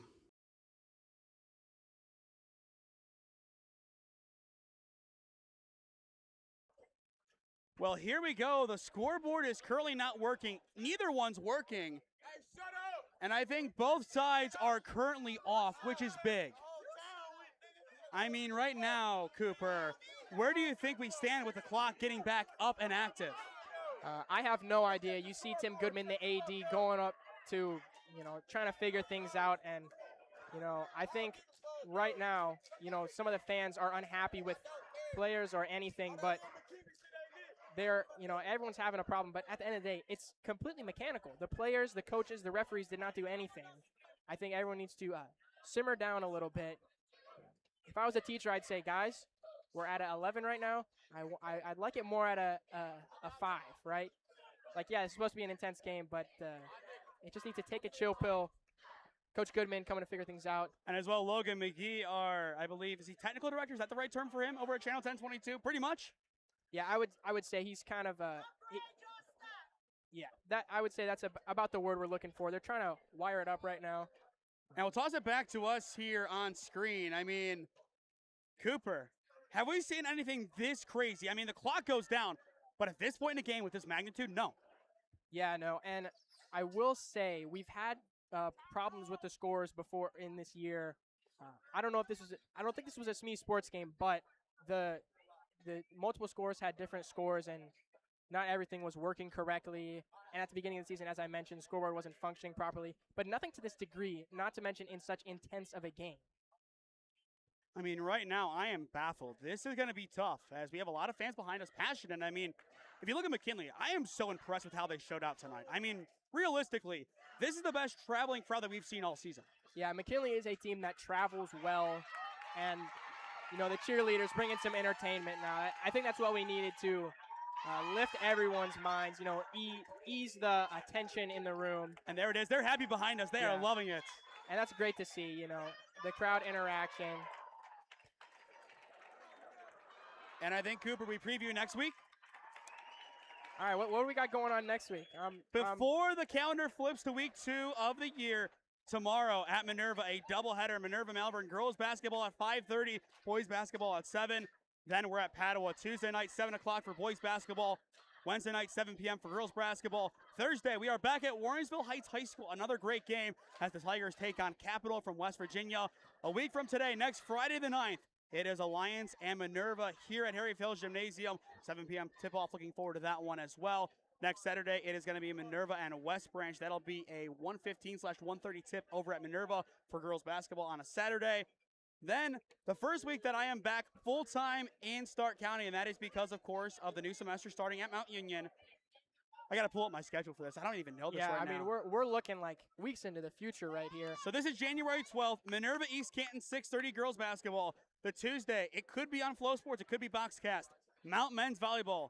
The defending MCVL champions take on Geneva to open up their season at the MAC. Excited for that one. That'll be a 7 p.m. first serve. Wednesday, Marlington West Branch girls basketball over at Marlington 6:45 tip. Skip a day, go to Friday. Holy Name Paddle. It's the Parma Holy War on January 16th. And then to round out our forecast here, Cooper, Holy Name Elyria Catholic girls basketball 1:30 tip-off at Holy Name on January 17th. And I mean, I think I bought us about as much time as we can. Yeah, I mean, it's rough right now. You got Logan down there trying to. Okay, scoreboard on the left. They have it back up. The points are not accurate. The period is not accurate. But it is working again. You don't want to restart? No way, Jose. This totally just killed the mood again. It's not anyone's fault. It's just not great. I mean, yeah. But shout out to how these people are handling it. This is a tough spot for every administrator, and the pressure is going to be on them. They're handling it well. The crowd is still in control. The cheerleaders, they're helping out the cause right now. Absolutely. You have to give a shout out to Tim Goodman, the AD. He's also the football coach. The amount of stuff that he does for Alliance that nobody sees, this is part of it. Yeah, he does so much for Alliance that is so unsung, and he deserves all the credit. And same with Logan. And this is just who's really performing under pressure right now. I mean, this is just a terrible situation to be in. I wouldn't wish this on anyone in the middle of a great game. This is potentially, as we've said, game of the year. I mean, this is just incredible what we're witnessing so far from both teams. So many fans here, and it's just to no avail. I mean, we're kind of it's like traffic gets to a standstill. You're having a great family vacation, driving down the highway, and then wham. All right, I mean, that's the metaphor I'm going with right now. Listen, I don't mind it. I don't mind it. I didn't have much else left. I mean, but I think, Cooper, in the meantime, let's talk about some games that we had in the last week. Going back to the NEO Youth League Christmas Classic, our second year of streaming every game, and day 2, what a day it was. Oh my It started out early, Richmond Heights beating Orange. I mean, 14-0 run early for Richmond, and that was enough for them to win. Game 2, it heats up a little bit. Hawken up big on Rhodes. All of a sudden, it's a close game, 87-80. Hawken gets the win. Then game number 3, and that might be the game of the decade, as it appears we have some shooting. It's going to be Thompson and Keys getting some shots in during this break, which I don't know if that's allowed. But going back to Akron Garfield Euclid, Cooper, that was an insane game. Double overtime, 3 crazy shots. Ray Sean had 1, Monty Thompson had 2. And Akron Garfield maybe had the most gutsy win of the century, potentially. Yeah, I mean, I tuned into that one. That was the game to watch, definitely of the Christmas Classic. I mean, there's always good games going on there. It's just incredible to watch, what the Northeast Ohio area has to offer. The talent, I mean, you are watching some of the best players in the nation play. It's always incredible. All right, how about Garfield Glenville? A great start by Garfield. Glenville did keep it close, but in the end, no.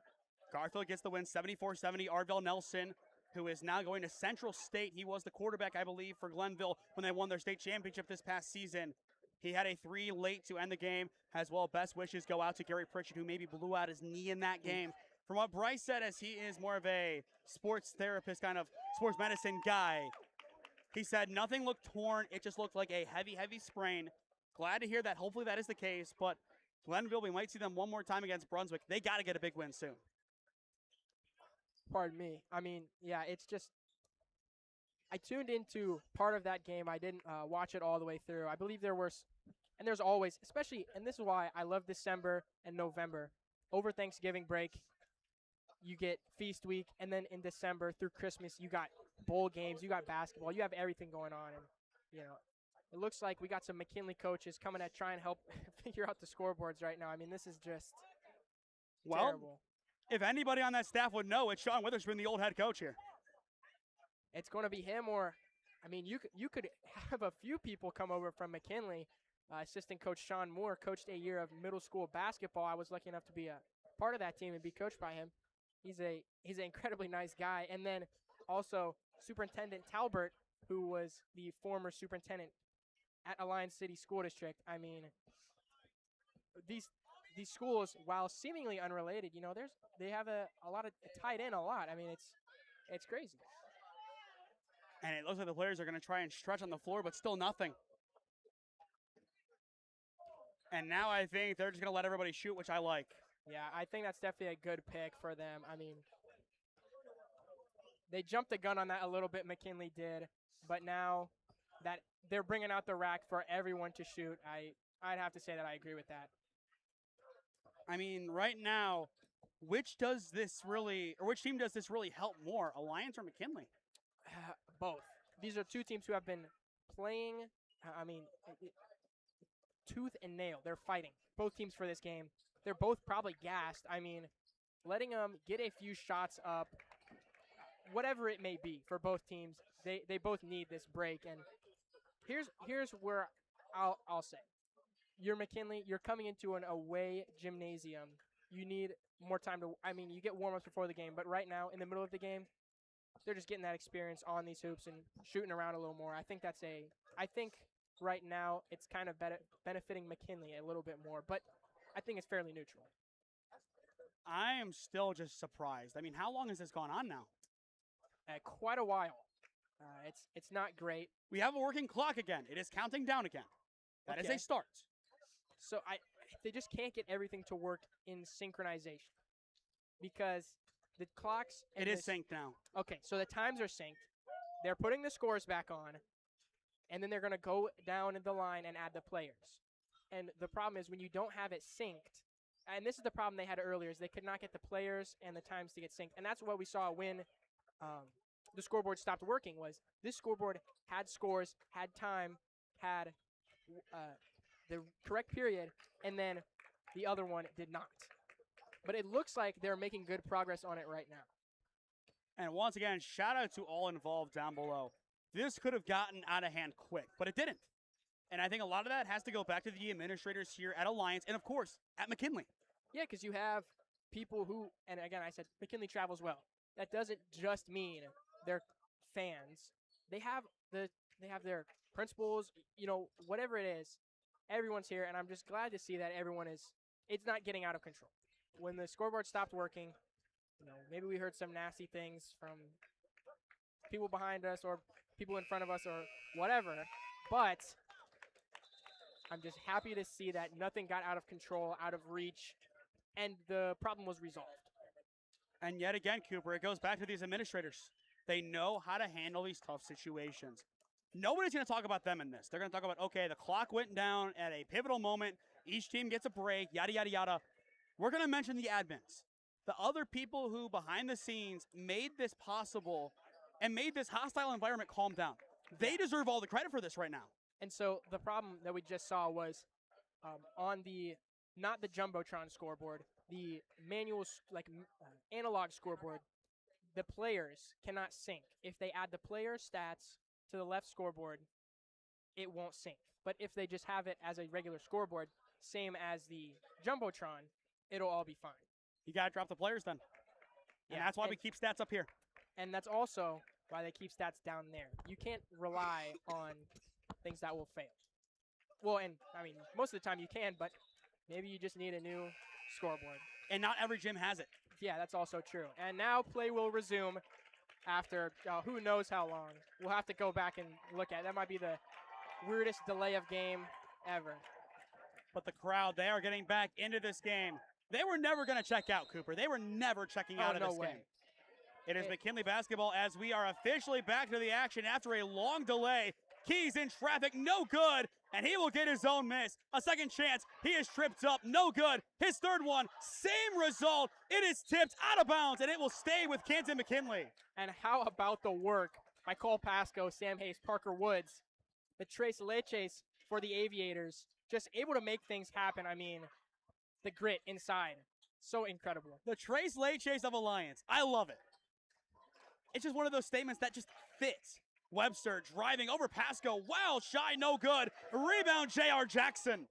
Maybe the biggest rebound of his career so far. And that says a lot about J.R. Jackson as a player. And he will set this offense up. Down by one. J.R. driving. Far wing. Bounce pass to Pasco for the lead. And he's got it! And Cole Pasco has kind of been the defensive heart as well as a huge offensive contributor for the Aviators. I mean, he's just been on it. So back to a 1-point lead for the Aviators. 2:20 on the clock. Keys nearly walks with it, able to get it back to Webster. His fadeaway, no good, no foul, rebound Pasco. And Cole Pasco was there every day of the week on the contest and the rebound. Right now, for me, player of the game is leaning for him now. It's a tough one, but we have reached the final 2 minutes of the 32 prescribed in regulation. Still plenty of basketball left to go. Alliance up by 1. Jackson driving, and he is denied but gets the miss. A second chance. It's Woods. Wide left, no good. Rebounds A.B. Thompson. And it goes back to the Bulldogs. Here they come with 1:40 left to play in regulation. And the weight of Stark County and the world on their shoulders. Absolutely. This game, And a timeout called down below by Coach Spoon. Pardon me. Just what this game holds for both teams is monumental. The Aviators, this would be a statement win for them. And I go back to it. Is this the biggest win in program history since that 2012 perfect regular season? I would say this might be one of the biggest wins probably since they played Hoban. And that game in the playoffs came down literally to the wire. I mean, it was on a famous buzzer beater. There's a video somewhere on the internet. It was just an incredible moment and kind of has been the staple of the Aviators as they've been in a bit of a basketball recession. And I still want to compare this game to Lutheran West Garfield Heights 2 years ago at the Rock. Blue West, a great team in its own right. Garfield, undefeated, albeit McKinley does have a loss this year. So does Alliance. Garfield was supposed to run away with that game. McKinley arguably was supposed to run away with the game. Where do we stand? Right now it's a 1-point game, but both teams have had the moments. Alliance leading by 8, as well as McKinley leading by, I believe, 5 was their largest. And I'll tell you this right now. You know how I mentioned free throws deciding the winner? What do you think happened at the Rock 2 years ago? Every point matters. Marcus missed a couple free throws. That was the game. And the week before, Michigan State forward Jesse McCullough missed 3 from the line. That building, it is special. Final 90 seconds, the drive, and it's taken away by Sam Hayes. A big block on Shavers, and here come the Aviators. KB, down to Sears, and he is denied from behind. Out of the block, loose ball in the paint, and this one will be a jump ball, and it stays with the Aviators. Monster blocks on both ends. I mean, I am at a loss for words right now. This is insane. And by the way, on the jump ball, who else to fall on it but Cole Pasco? I mean, all the way around, the hustle has been superb from the Aviators and the Bulldogs. But Jalen Elder may be a game-saving block. As you could also argue the same for Sam Hayes. I mean, I'm at a loss for words, absolutely. 1:10 left to play, and J.R. Jackson, he will take it back. All eyes on the star of Alliance. And we have reached the final minute. J.R. Jackson on the screen from Hayes. He will drive inside, under Keys, the kick, Sears to KB, and he will reset. A lot of pressure on Cam Burton right now as we are in the final 50 seconds. McKinley, they might need to start thinking about fouling. Hayes, the kick, it's Woods, back out wide to KB, and the clock continues to run. Now 40 seconds, Shavers the poke, and there is foul number 5 on McKinley. It is free throws for the former pup himself. And here's what I'll say. Coach Harper and the Aviators played that perfectly. Now a little chippy. Ooh. Referee's getting him separated, but Coach Harper played that situation perfectly. You're up 1, they're running out the clock, and when they get the contact, they know they're going into the bonus, and they'll get the free throw shots.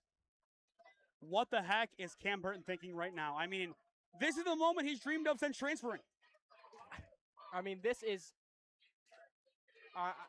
again, I'm baffled at what I'm seeing right now from both teams. This is one of the games of all time for me as an Alliance fan, and I think first is no good for KB. Oh, and as a broadcaster, this is just incredible. And Coach Witherspoon saying box out down below. He along with Harper, 2 timeouts each to play with if they want them. All eyes on KB. You gotta hit this one if you're Alliance. You have to. KB gets it. And that's the one that he needed to make. You got to think, you don't want to give that first one, but He made the second one. I think he's a calm and collected player. Right now, the Aviators just have to close out the game strong. But then again, that means shutting down Jamar Keys down below. This would most likely be his ball if they do want to drive. Final 30 seconds of regulation. Thompson, top for Jamar Keys. His pass, it's Elder, matched up with Cam Burton. 22 seconds now on the clock. Shavers driving, spinning to tie it, and he can't get it to go. Tipped down, but it's off of Parker Woods' shoe. Oh, my word. I mean, this is just so intense. And that's exactly the way you want the ball to go if you're McKinley. Full timeout, Coach Witherspoon. This reminds me so much of Akron Garfield Euclid. A free chance given to the team who's trailing. And I mean, instead of a 3-and-1, you only need a 2 to tie it. Yeah, and it's hard because if I'm Parker Woods in that situation, how do you play that loose ball, man? There is just too much going on. It's just ridiculous. Ridiculous. And for those who just tuned in, welcome to the Madhouse. I mean, this is an absurd way to begin 2026. Maybe the best way possible. I mean, student sections right now are going band for band right now. Or cheer for cheer, I guess. Everyone is loud. This is the loudest that Harry Fields Gymnasium has been in a while. All right, if you're Coach Witherspoon, you have the clipboard. Who's getting the shot? And what is it, a 2 to tie or a 3 to break Aviator hearts? I have no idea. I think right now you got to go with Keys. He has been the big man, the big scoring factor for them. He's been making it happen down low. But that's just such a tough call. I mean, this is ridiculous, man. Well, all 10 on the floor. This is the moment they've dreamed of since they've been kids. Here it is. How do you answer? McKinley down by 2. Keys on the inbound. Over Hayes in the lane. And it is no good. But he will get the rebound. And it's tripped up. It is a jump ball. No, it's a foul. They call a foul on J.R. Jackson. And that, oh, no, it goes to Jamar Keys. I don't hate it. There was a lot in that lane, a lot of traffic. All of the pressure on Jamar Keys. To me, that comes back to the moment where it's like the consistency. You have to either let him play or let him fight it out. Well, all eyes on Jamar Keys, a freshman Bulldog, a sophomore night, and now a pup/Bulldog as a junior. Most pressure in his career. What says Jamar Keys? First, it's good. It's a 1-point game. I mean, that young man has been through so much in his young career, and he will have a timeout. I think, in the basketball sense, Coach Harper has iced Jamar Keys. Yeah, and, you know, that's definitely the right choice because now they can't take shots during the break. And, I mean, this is just down to the wire, the absolute wire. This is just crazy what is happening. I mean, what we're seeing, definitely Game of the Year material.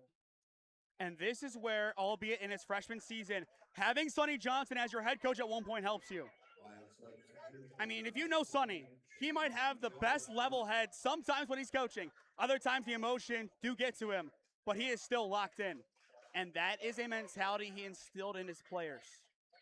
And I can tell you, covering Garfield the way that I have for the number of years that I have, he is a Sonny Johnson player, albeit now with Sean Witherspoon. Yeah, the grit from both teams, from all players. Everyone on the court knows what's going down. And no pun intended in favor of Sonny, who's always saying it's going down. And it really is. Not at Garfield this time. Not quite at Garfield Heights. But at Harry Fields Gymnasium. The fans, everyone is on their feet right now for the Aviators. Loud. It is loud right now.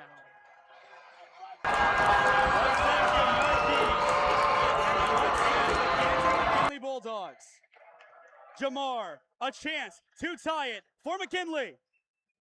Survey says, no good! It's no good! Rebound Sam Hayes! And a timeout is called! They will now say jump ball, and we will see what that means. But Jamar Keys missed it. and they're giving Alliance a timeout. How about Chet Harper? He's able to call that timeout. Wow. Coach Harper has coached this game just absolutely miraculously. McKinley does have Alliance in the bonus. They can foul. I mean, it's going to be J.R. Jackson getting that basketball. You know it. I mean, but I just have to say, Coach Harper right now is kind of what's making it happen, especially right at the end here. For him to be able to time that timeout as soon as Sam Hayes falls on the ball is insane. I mean, this whole game is insane. Once again, stick with us after this one is done as we will announce our player of the game presented by SmeeSports. And yet again, I don't know where we're going to go with it. Might have to give it to Coach Harper. I mean, once again, we talked about potentially the game of the year. It's only January 2nd, and we may have just had it. It may have actually happened the way it was destined to happen. Yeah, I mean, fans for both teams, everyone's loud. We're in a packed-out Harry Fales Gymnasium with two of the best teams in Stark County that we're looking at. I mean, this is like a fabled moment right here. This is what you read about. And there's Coach Sean Witherspoon back in his old gymnasium for the first time. And he needs his guys to step up here. 6.5 on the clock. Alliance up by 1. It's fouling time for the Bulldogs. But how quick can they foul? That is the question. Referee telling the cheerleaders to move out of the way. I mean, everyone's high-strung right now. Well, here we go. Woods to inbound. He will chuck it up the floor. It's J.R. Jackson, and he will lay it in. It's a 3-point lead for the Aviators. What a basket by J.R. And it's going to be J.R. Jackson. Who else but J.R. Jackson to win it for the Aviators? And the court has been stormed, but they have time on the clock. McKinley should have a chance. Yeah, 2.3 remaining. But that was just like Akron Garfield on Sunday. Yeah, that's exactly what I was going to say. The touchdown pass, JR. He doesn't even play receiver. That man is a quarterback. Oh, my gosh, man. This is crazy. You hear McKinley fans looking for maybe a technical foul for storming the court or something or another. But with McKinley having time on the clock, they're never out of it. Oh, of course not. I mean, they always have a chance. Was the game clock going to go? That's the question.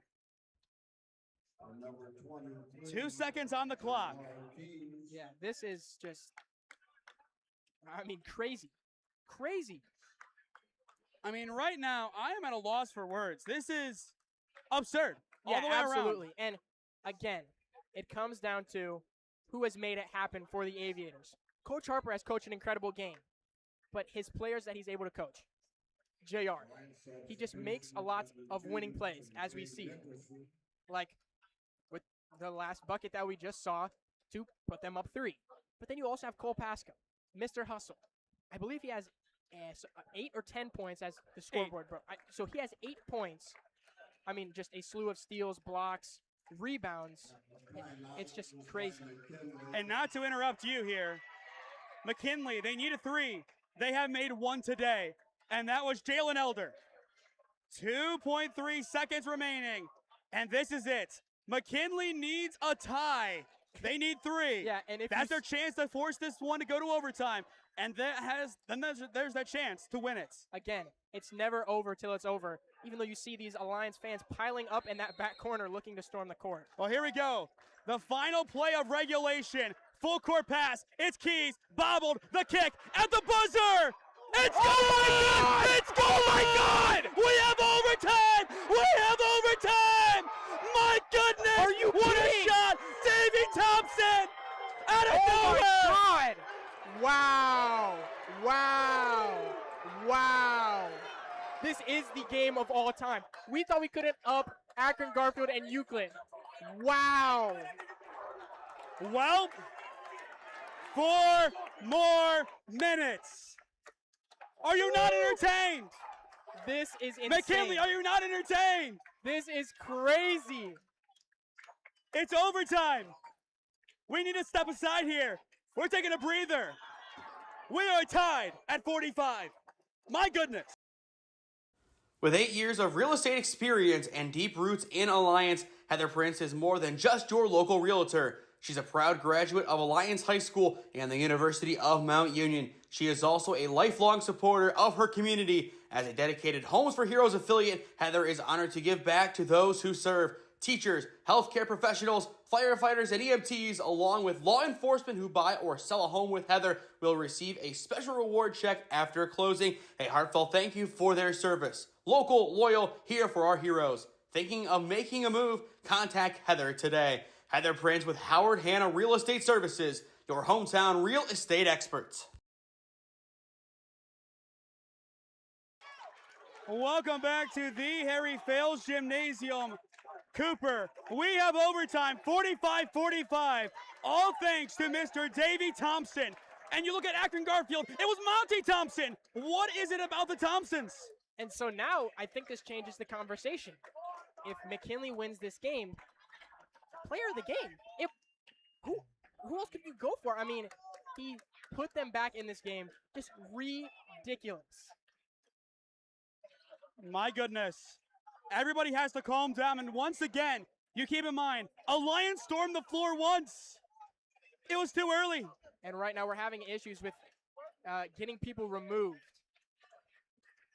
Police are currently going up to the second deck of Harry Fales. I mean, ooh.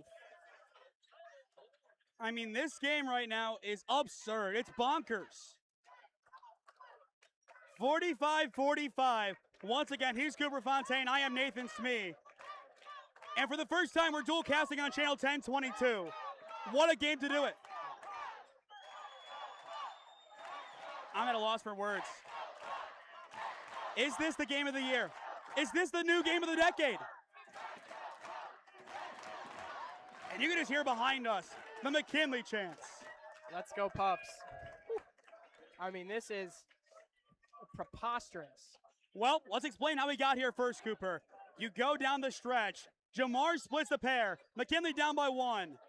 Alliance inbounds all the way up the floor. J.R. Jackson Touchdown wide pass. open. Touchdown pass just like Rayshawn Hamilton. 3-point lead. Timeout called. But before that, the clock hits 0. Alliance stormed the floor. That didn't matter. Up the floor.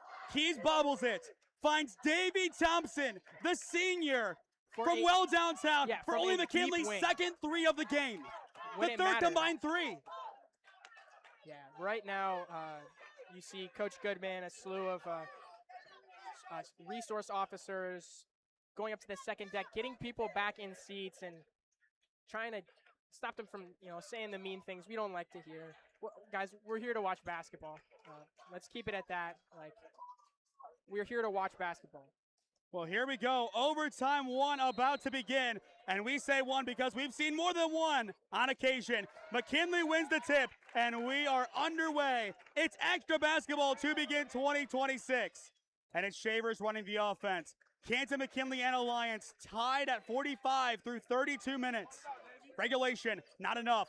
Thompson, the man of the hour, driving on Jackson. Down below to Elder. In and out, no good. Second chance, same result. And Pasco gets it away to J.R. Jackson. He has nowhere else to go. J.R., he needs an outlet. Nowhere else to turn. And there is the travel.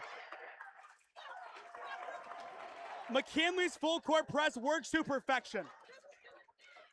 Yeah, and the fans are loving it behind us. I mean, everyone's loud right now. This is a playoff atmosphere in January. Absolutely. And here comes McKinley, another chance. Shavers off the window and in. McKinley back on top. Alliance, they want a quick answer. Hayes down low on Keys, shifting inside. His fadeaway, in and out, no good. Rebound Elder. And that's just a good look for Hayes. You just want that to fall. I mean, just takes a bad bounce there. Shavers in the lane. That time no good. Keys can't come down with it, but a good attempt from Jamar. And here comes KB. Clean lane, and he will tie it up. And the and 1. Against his old school, KB stands tall. And how about that? As much as I don't want to make a joke about his height, he's 5'8". Get into the rack. I thought about it too when I said it. Animus intent. I mean, that was just, he wanted it. He just wanted it more. And huge props to him for being able to finish that and take it to the line. And a chance to give Alliance back the lead. A huge moment for him and for the Aviators. Against his old school, KB gets it. Laced it. Alliance up by 1, and this feels a lot like Barberton. I will say that. Unfortunately, that game didn't even get to go to overtime as there was a bit of a fourth quarter meltdown. But, I mean, this is playoff atmosphere right here. This is one of the best games. I mean, last year, we saw Warrensville-Garfield to kick off 2025. Now this one. Thompson's 3, not going to fall that time. Rebound Lee, and the bank will open. McKinley back up by 1. And that is the first basket of the day for Legacy Lee, who averages 4.3 a night. But it comes at the right time. Yeah, and they're fighting through some great contests by the Aviators. Parker was thought about the 3, now drives inside. His midi, no good, missing on the inside. Keys the box out, and the elbow, no foul called. And here comes McKinley. Lee over Jackson, missing him, no good. Rebound falls to Thompson. Now Shavers, thought about the 3, and there is the shove from behind. Foul on Parker Woods. And I don't want to be that guy, but I'm not even super duper mad about that. If I'm Parker, he got clobbered, man. And it'll be free throws for Canton McKinley. But still, not the way to go for the Aviators. You can't just give them free baskets. Not at all. But Anthony Shavers, when he came back, McKinley made a big deal, and you see why. He has 16 points so far today. A chance to make it 18. And a chance to make it a 3-point lead for McKinley. First of 2, rolls around, no good. Wow. Yet again, the free throws. But for Thompson himself, the fact that he missed those 2 in the first quarter and then made that 3. Redeemed himself there, but, I mean, if they got to hit these free throws to close out the game. This is the moment where you need it. And Bryce has been blocked by the police. His camera is behind a wall of police officers. I mean, that's how big this game is. I just look down below. He looks up like, what do you want me to do? The second at the line, no good for Shavers. Rebound, Cash Brisker. We barely called his name tonight, but when the lights are the brightest, there is cash money. And here comes JR driving in the lane. His shot, no good. And it'll be free throws for JR Jackson. And again, just JR so good at getting to the rack, attacking and drawing the foul there. And when you're in overtime and both teams are in bonus, that's what you got to do. Sam Hayes with a bloody nose on the sideline, trying to get things figured out. He wants back in. Yeah, and you have to think, if that wasn't stress-induced, would that not be a foul? That reminds me of a play earlier this year. Tajay Nicholson against Carrollton lost his tooth. I don't know if you've heard this, but and hold on, the refs are now telling him to sit down. They have to be careful not to get a T. But yeah, Tajay lost his tooth in the game against Carrollton, and the foul was called on him. Yeah, they're making Sam Hayes sit down, which is, I don't know about that one. I guess if he has a bloody nose, but if they get it all patched up, he should be able to come into the game. You have to play everything by the book right now. You cannot deviate from the status quo. Absolutely. I mean, this game already under the microscope. Don't make that microscope zoom in anymore. First of 2 is good for JR Jackson, and we are tied at 49. Again, tied up with 2 minutes left to play. We're halfway through overtime, and we're still tied. I mean, just ridiculous. The second from him is good. So JR Jackson now 4 for 4 at the line. Alliance up by 1. And here comes Sam Hayes with every last bit of grit left in the tank. Got it all patched up, and he's ready to play.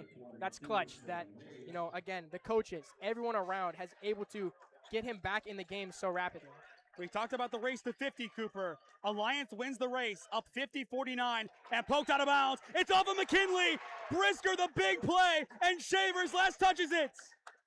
Cash Brisker forcing a bad, maybe not an optimal pass, getting the ball back in a absolutely key moment. I mean, Alliance, the grid here is off the charts, as you said. And I think from the start we knew this is how both of these teams are going to play, but everyone's getting what they paid for. So many people are here to watch this game, and they came for the right reason. And something is on the bench here. I think Hayes has to come out of the game again. Yeah, they saw too much blood or something. I don't know. His nose is bleeding again. That's terrible for the Aviators. I mean, that's not what you want to see, but I think it's a technicality where he has to be removed from the game. And you're not replacing him with a big. You're replacing him right now with Parker Woods, who's a 3 more than a 4 or 5. And if you want to be more technical in the starting lineup, it's Brisker replacing him. You're replacing a 4 or 5 with a 1 or 2.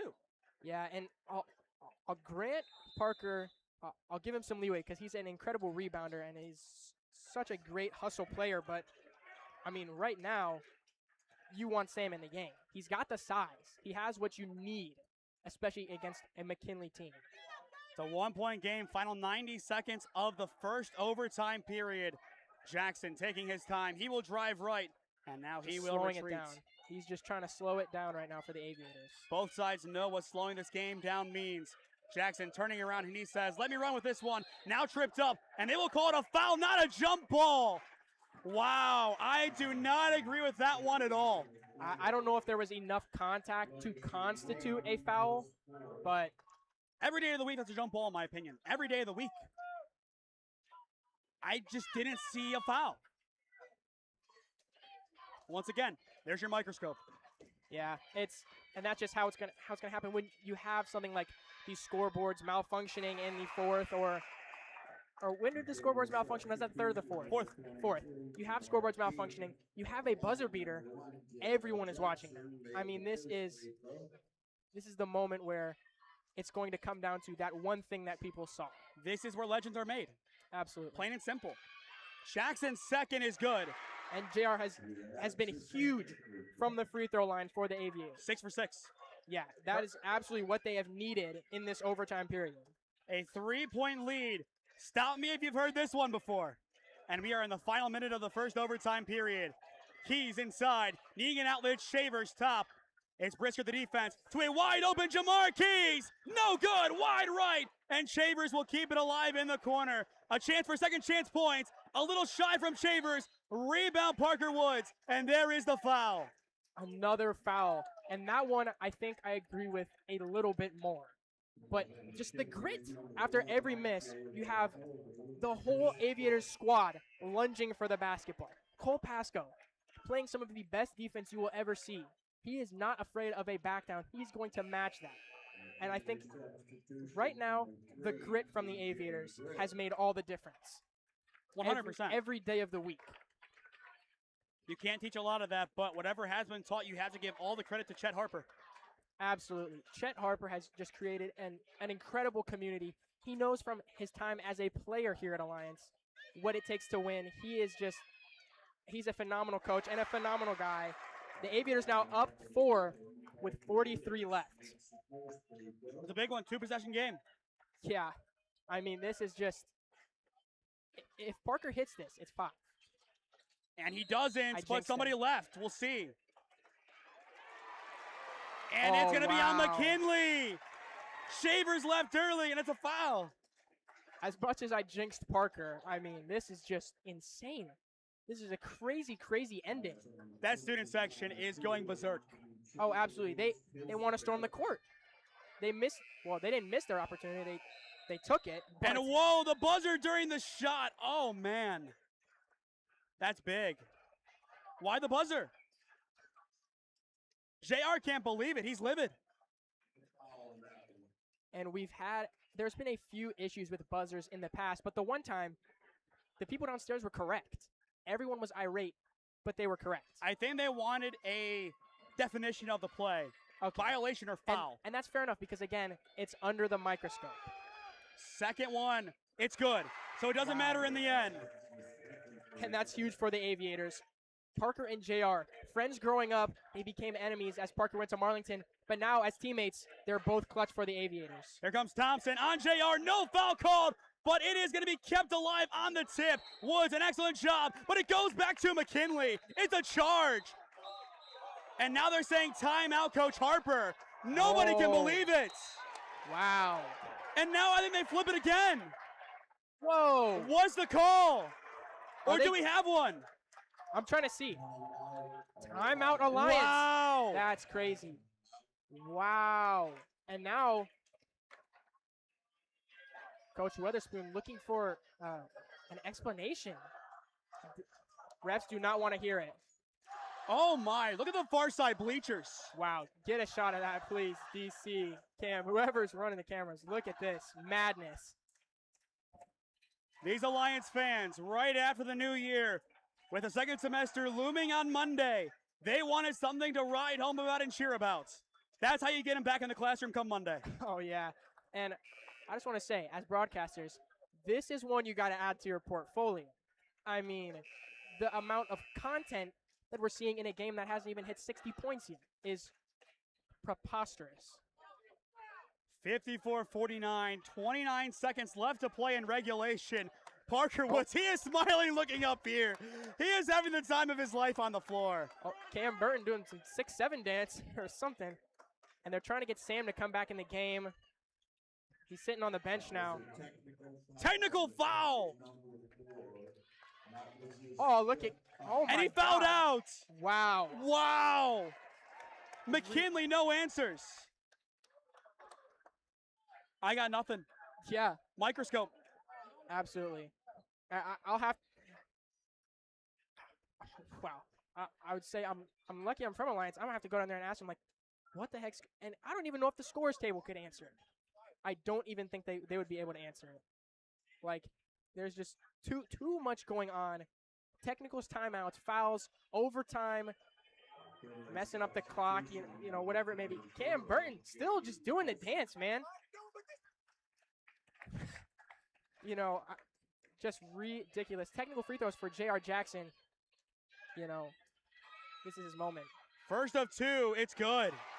JR has been, I think I said it earlier, he's been letting everyone know that he's that guy. He has been just, I mean, immaculate from the free throw line. So clutch for the Aviators. They're now up 7. And his last 6 points came from the line. He is 8 for 8 today. 3-possession game. And it's Alliance basketball. And the fans, man. KB was going over there, dapping people up. I mean, this is a huge game in all respects for everyone. And J.R. Jackson will take it in the backcourt. 25 seconds left to go in overtime. And that's a travel from Parker Woods. You can't hop like that. I saw that. You heard me inhale a little bit. Still giving McKinley some breathing room. Just when you thought it's over. Yeah. And this is exactly what happened earlier. The Hail Mary and the deep three. Running out of time, though. Thompson, and he will draw the foul on J.R. Jackson. That is how you orchestrate it if you are Davey Thompson. 18.9 on the clock. And he comes in clutch again. This is what you need if you're McKinley. Luckily, that is the third foul on JR. That's what I was going to say is it's only the third. So he has 2 more before he fouls out. So that's a bright side for the Aviators. First of 3 is good at the line for Thompson. That puts both teams at over 50 now, or 50 or more, I suppose. All right, you make this one. Do you then miss the third purposely and get a rebound? Yeah, and there's the other thing. You get fouled on a 4-point play. So 2 of 2 so far. McKinley one more makes it a 5. 2-possession game still. Yeah, that's. But then again, it stays 2 if they make both on the other end. The Alliance student section, overrated. Wow. And yet again, Hayes has had a sub out. I think they're saying he can't come back into the game. Or they got him a new jersey because there was blood on the jersey. I have never seen anything like this. They just give him a technical? I was about to say, for the second time now in the last year and a half, he would change jersey numbers. Yeah. And, you know, luckily, that back corridor by the locker room, that's where the laundry room is. So. And the third is good. So he makes all 3. Thompson, I mean, you look at him, 6 of 8 from the line. He's been huge for them. Is it a technical? Yeah, I think they gave him a technical for switching jerseys. Wow. Because he switched numbers. Although, I don't know the logistics. Wait, no, did they even count the free throw? We have no answers at all. And, well, here's what I'll say is, if they're saying he can't play with the number 22 jersey, why is it a tech if he's switching the jersey to one he can wear? This is, you have to go deep in the OHSAA rule book for half of the stuff that's going on this game. I don't envy anybody who has to do that after this one. The free throw went in. Did somebody leave early? Is that the question here? Nope. There it is. It's a 4-point game, and if he makes both, oh my gosh, they have a shot. This is ridiculous, man. What is going on right now is ridiculous. In other news, we're back on the air tomorrow. I mean, yeah. Minerva Malvern 5:30 and 7. That'll be fun. It's a rivalry game. Yeah, Two of them. Malvern's been a good team in recent years. I got some family over in the area. It's great to see. Dude. They got him for taking his shirt off. It was off. for taking it off? It wasn't even for changing it? Okay, it wasn't for changing it. It was for removing it. Okay.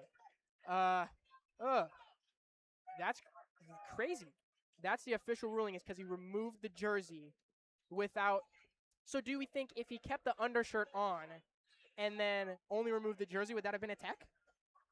I don't know. I mean, it's part of the rules. You can't take your shirt off, but I feel like at some point, if there's a malfunction, yes. And they're telling him he has to replace his jersey. I don't know about that one. First of two, no good. Wow. The free throw troubles have just plagued him right now. I mean, this is crazy. I don't know how many times have we said crazy. We have to go back and make a crazy, ridiculous, preposterous counter. And both are no good. Oh, my goodness. Wow. So now number 23, Sam Hayes, is subbing into the game because he got blood on his number 22 jersey, but then he got a technical for removing the number 22 jersey, exposing his bare chest while trying to change to the number 23 jersey. And a full timeout has been called.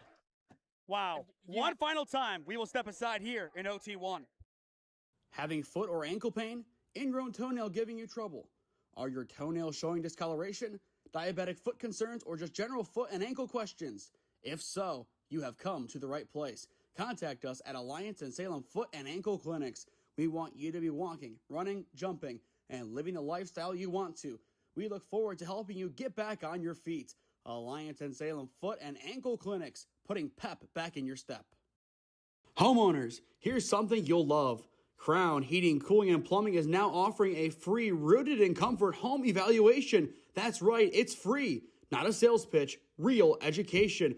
We'll walk through your home's mechanical system with you, check indoor air quality, test your water, and answer the questions most homeowners never get clear answers to. All free, all about guidance, not pressure. Give us a call at 330-235-1575. That's 330-235-1575. Rooted in Comfort, honest guidance, real solutions. Crown Heating, Cooling, and Plumbing.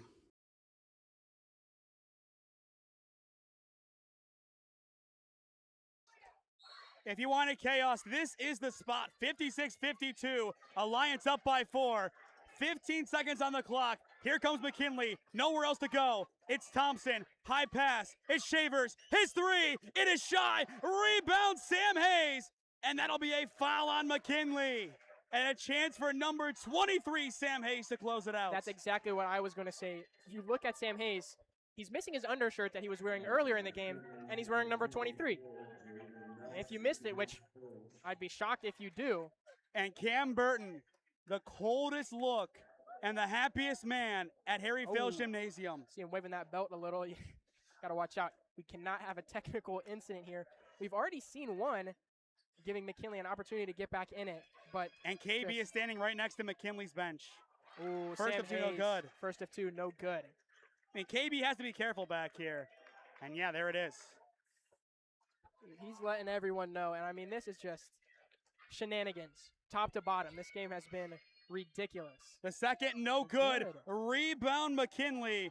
It's go time. It has to be Keys here. 3 seconds. The kick in the corner. There's not enough time. The three. It is no good. And Alliance has knocked off Canton McKinley. 56-52 the final. And it's a famous Aviator victory. Cam Burton against his old school says sayonara. Everyone's saying sayonara, adios. You know, the animosity. Harry Fales Gymnasium was absolutely lit on fire. Insanity. I mean, here it is, the handshake line. We're going to keep it here to make sure nothing happens, but what a win tonight for the Alliance Aviators.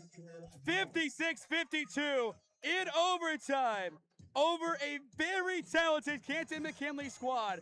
The Aviators now 8-1 on the year. This is a huge win, the biggest of the year for them, no doubt. I mean, just statement win. This is what they needed to push them through as they have a gauntlet going forward, as I think we've talked about. Just some crazy games coming up. We got Massillon, Glen Oak, Green. I mean, they're going to need it. And there goes KB. I mean, what is going through his mind right now? Yeah, I'm speechless, man. Just crazy, crazy stuff.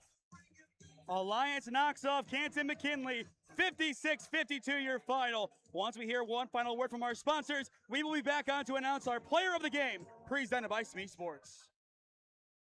With 8 years of real estate experience and deep roots in Alliance, Heather Prince is more than just your local realtor. She's a proud graduate of Alliance High School and the University of Mount Union. She is also a lifelong supporter of her community. As a dedicated Homes for Heroes affiliate, Heather is honored to give back to those who serve. Teachers, healthcare professionals, firefighters, and EMTs, along with law enforcement who buy or sell a home with Heather, will receive a special reward check after closing. A heartfelt thank you for their service. Local, loyal, here for our heroes. Thinking of making a move? Contact Heather today. Heather Prince with Howard Hanna Real Estate Services, your hometown real estate experts. Having foot or ankle pain? Ingrown toenail giving you trouble? Are your toenails showing discoloration, diabetic foot concerns, or just general foot and ankle questions? If so, you have come to the right place. Contact us at Alliance and Salem Foot and Ankle Clinics. We want you to be walking, running, jumping, and living the lifestyle you want to. We look forward to helping you get back on your feet. Alliance and Salem Foot and Ankle Clinics, putting pep back in your step. Homeowners, here's something you'll love.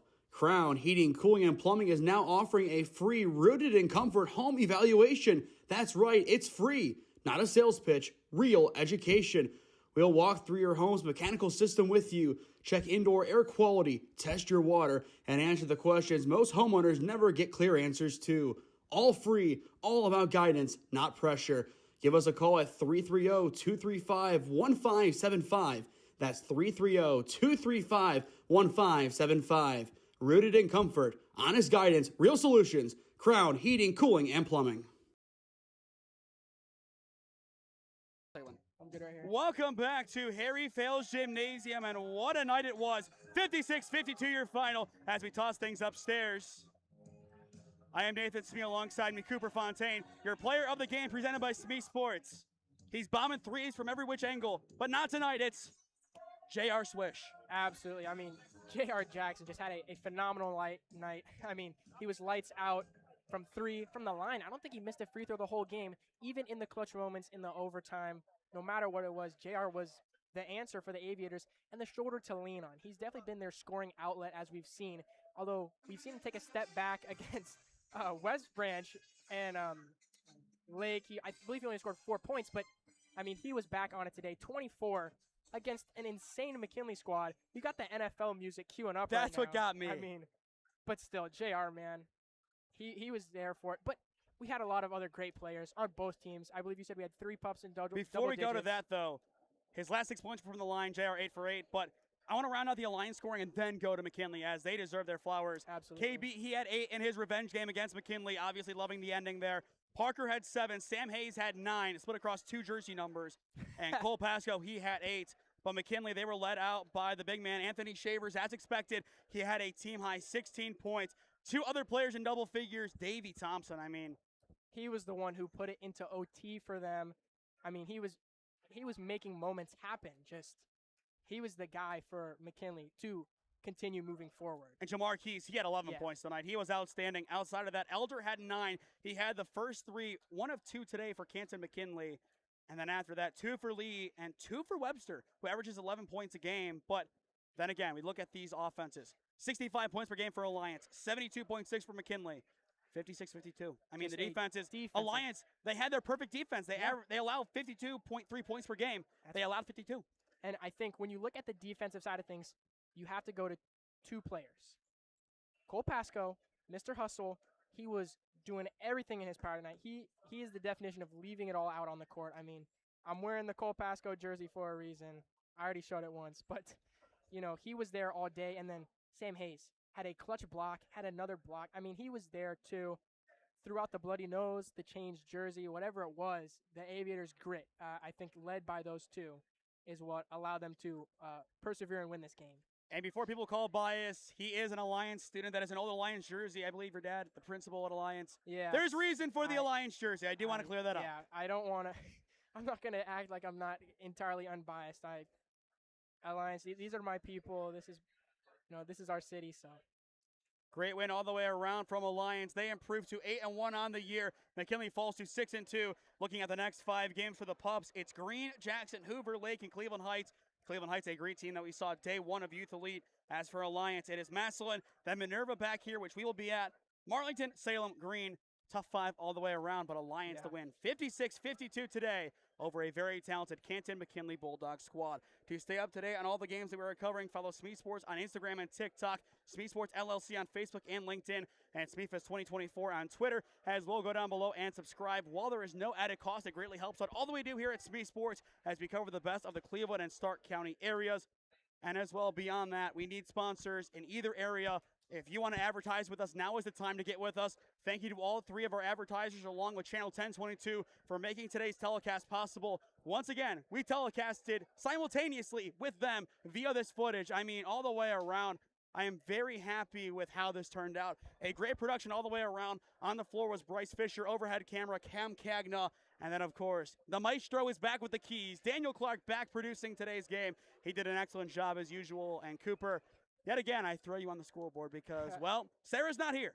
Yeah, and, here's what I'll say when you talk about dual casting this game. This was the game to do it. I mean, it might be the game of the year on the second day of 2026. So that's my... Where does it stand against Akron Garfield Euclid? I mean, I think because of the scoring output in that game, it might be a little better. But the shenanigans in this game, scoreboard malfunction, crazy technicals, jersey changes mid-game. I think it's going to be a close one, but give me Akron Garfield Euclid. This is what they call a famous night, and as I said, Alliance, they get the win. Maybe their most famous and biggest victory in program history. They needed this one. They wanted this one, and they are 8-1. Our next couple of broadcasts go like this. Tomorrow, a doubleheader, 5:30, the girls' game, 7 the boys' game. Minerva Malvern, a great small town, hometown cooking rivalry. Looking forward to seeing the Hornets and the Lions in action. Then next week, a Tuesday through Saturday schedule. It's Padua Lake Catholic boys on Tuesday, Padua Lake Catholic girls on Wednesday, Warrensville and Capital West Virginia boys on Thursday. Back here next Friday, Alliance Minerva boys basketball. And then Saturday, West Branch and Minerva girls basketball at Minerva. And that'll round out our winter break coverage, so to speak. Once the new semester starts, Cooper, we're not taking any steps back. Of course not. It's full throttle towards the finish line all the way around. I mean, I love doing this, and I don't really get a chance to talk to this many people about the passion. I love that we can go out on a random Friday and give these athletes the coverage they deserve. If we can make them feel like they are pros, which some of these guys play like it, that's what we want to do. And that's what we're trying to build here. We're not trying to build the behemoth that is CBS, NBC, Fox. We're trying to be the best local coverage possible in the area, showcasing our athletes, with that being our motto. And I feel like tonight was a great example of what we can do. I think we had a lot of first-time viewers from McKinley. We don't see you guys often as we don't cover the Federal League, but it's great to have you with us. And, of course, Alliance. This place holds a special place in my heart. Coming in from Holy Name, I had no connections out here until I went to Q92. Christian got me in with Logan, who, once again, is here today. And the rest is history, and we're doing these games. And I am beyond grateful going into 2026, the 3rd calendar year of this partnership, but we're just getting started. We still have over 2 years left to go, and I mean, I'm stoked for the next couple of games, Cooper, and I'm glad to have people like you along, DC, Bryce, Cam, all the way around, and even Cam up in Cleveland. All the way around, I'm grateful to have such a great supporting cast around me. We talk about the supporting cast for the Aviators. This supporting cast, I mean, I rank it up there, right with it. Yeah, I don't have much else to say. I mean, just I absolutely stand by everything you said. I mean, these kids are incredible, and I just love coming out, and sports is my thing, man. I love sports. Not very good at playing them, so I'm up here and I'm Touche. able to watch and just, it's amazing, man. Well- Just so grateful. Well, once again, 56-52 in overtime. Alliance gets the win over a very talented Canton McKinley Bulldog squad. For our whole staff here at SmeeSports and Channel 1022, he's Cooper Fontaine, and I am Nathan Smee saying so long from Harry Fill's Gymnasium, and we will see you again tomorrow for some more exciting OHSAA basketball, as this has been the OHSAA on SmeeSports in partnership with Spectrum Channel 1022 Alliance. And once again, Happy New Year, everybody. Here is to a great, happy, and healthy 2026, unlike my voice was tonight.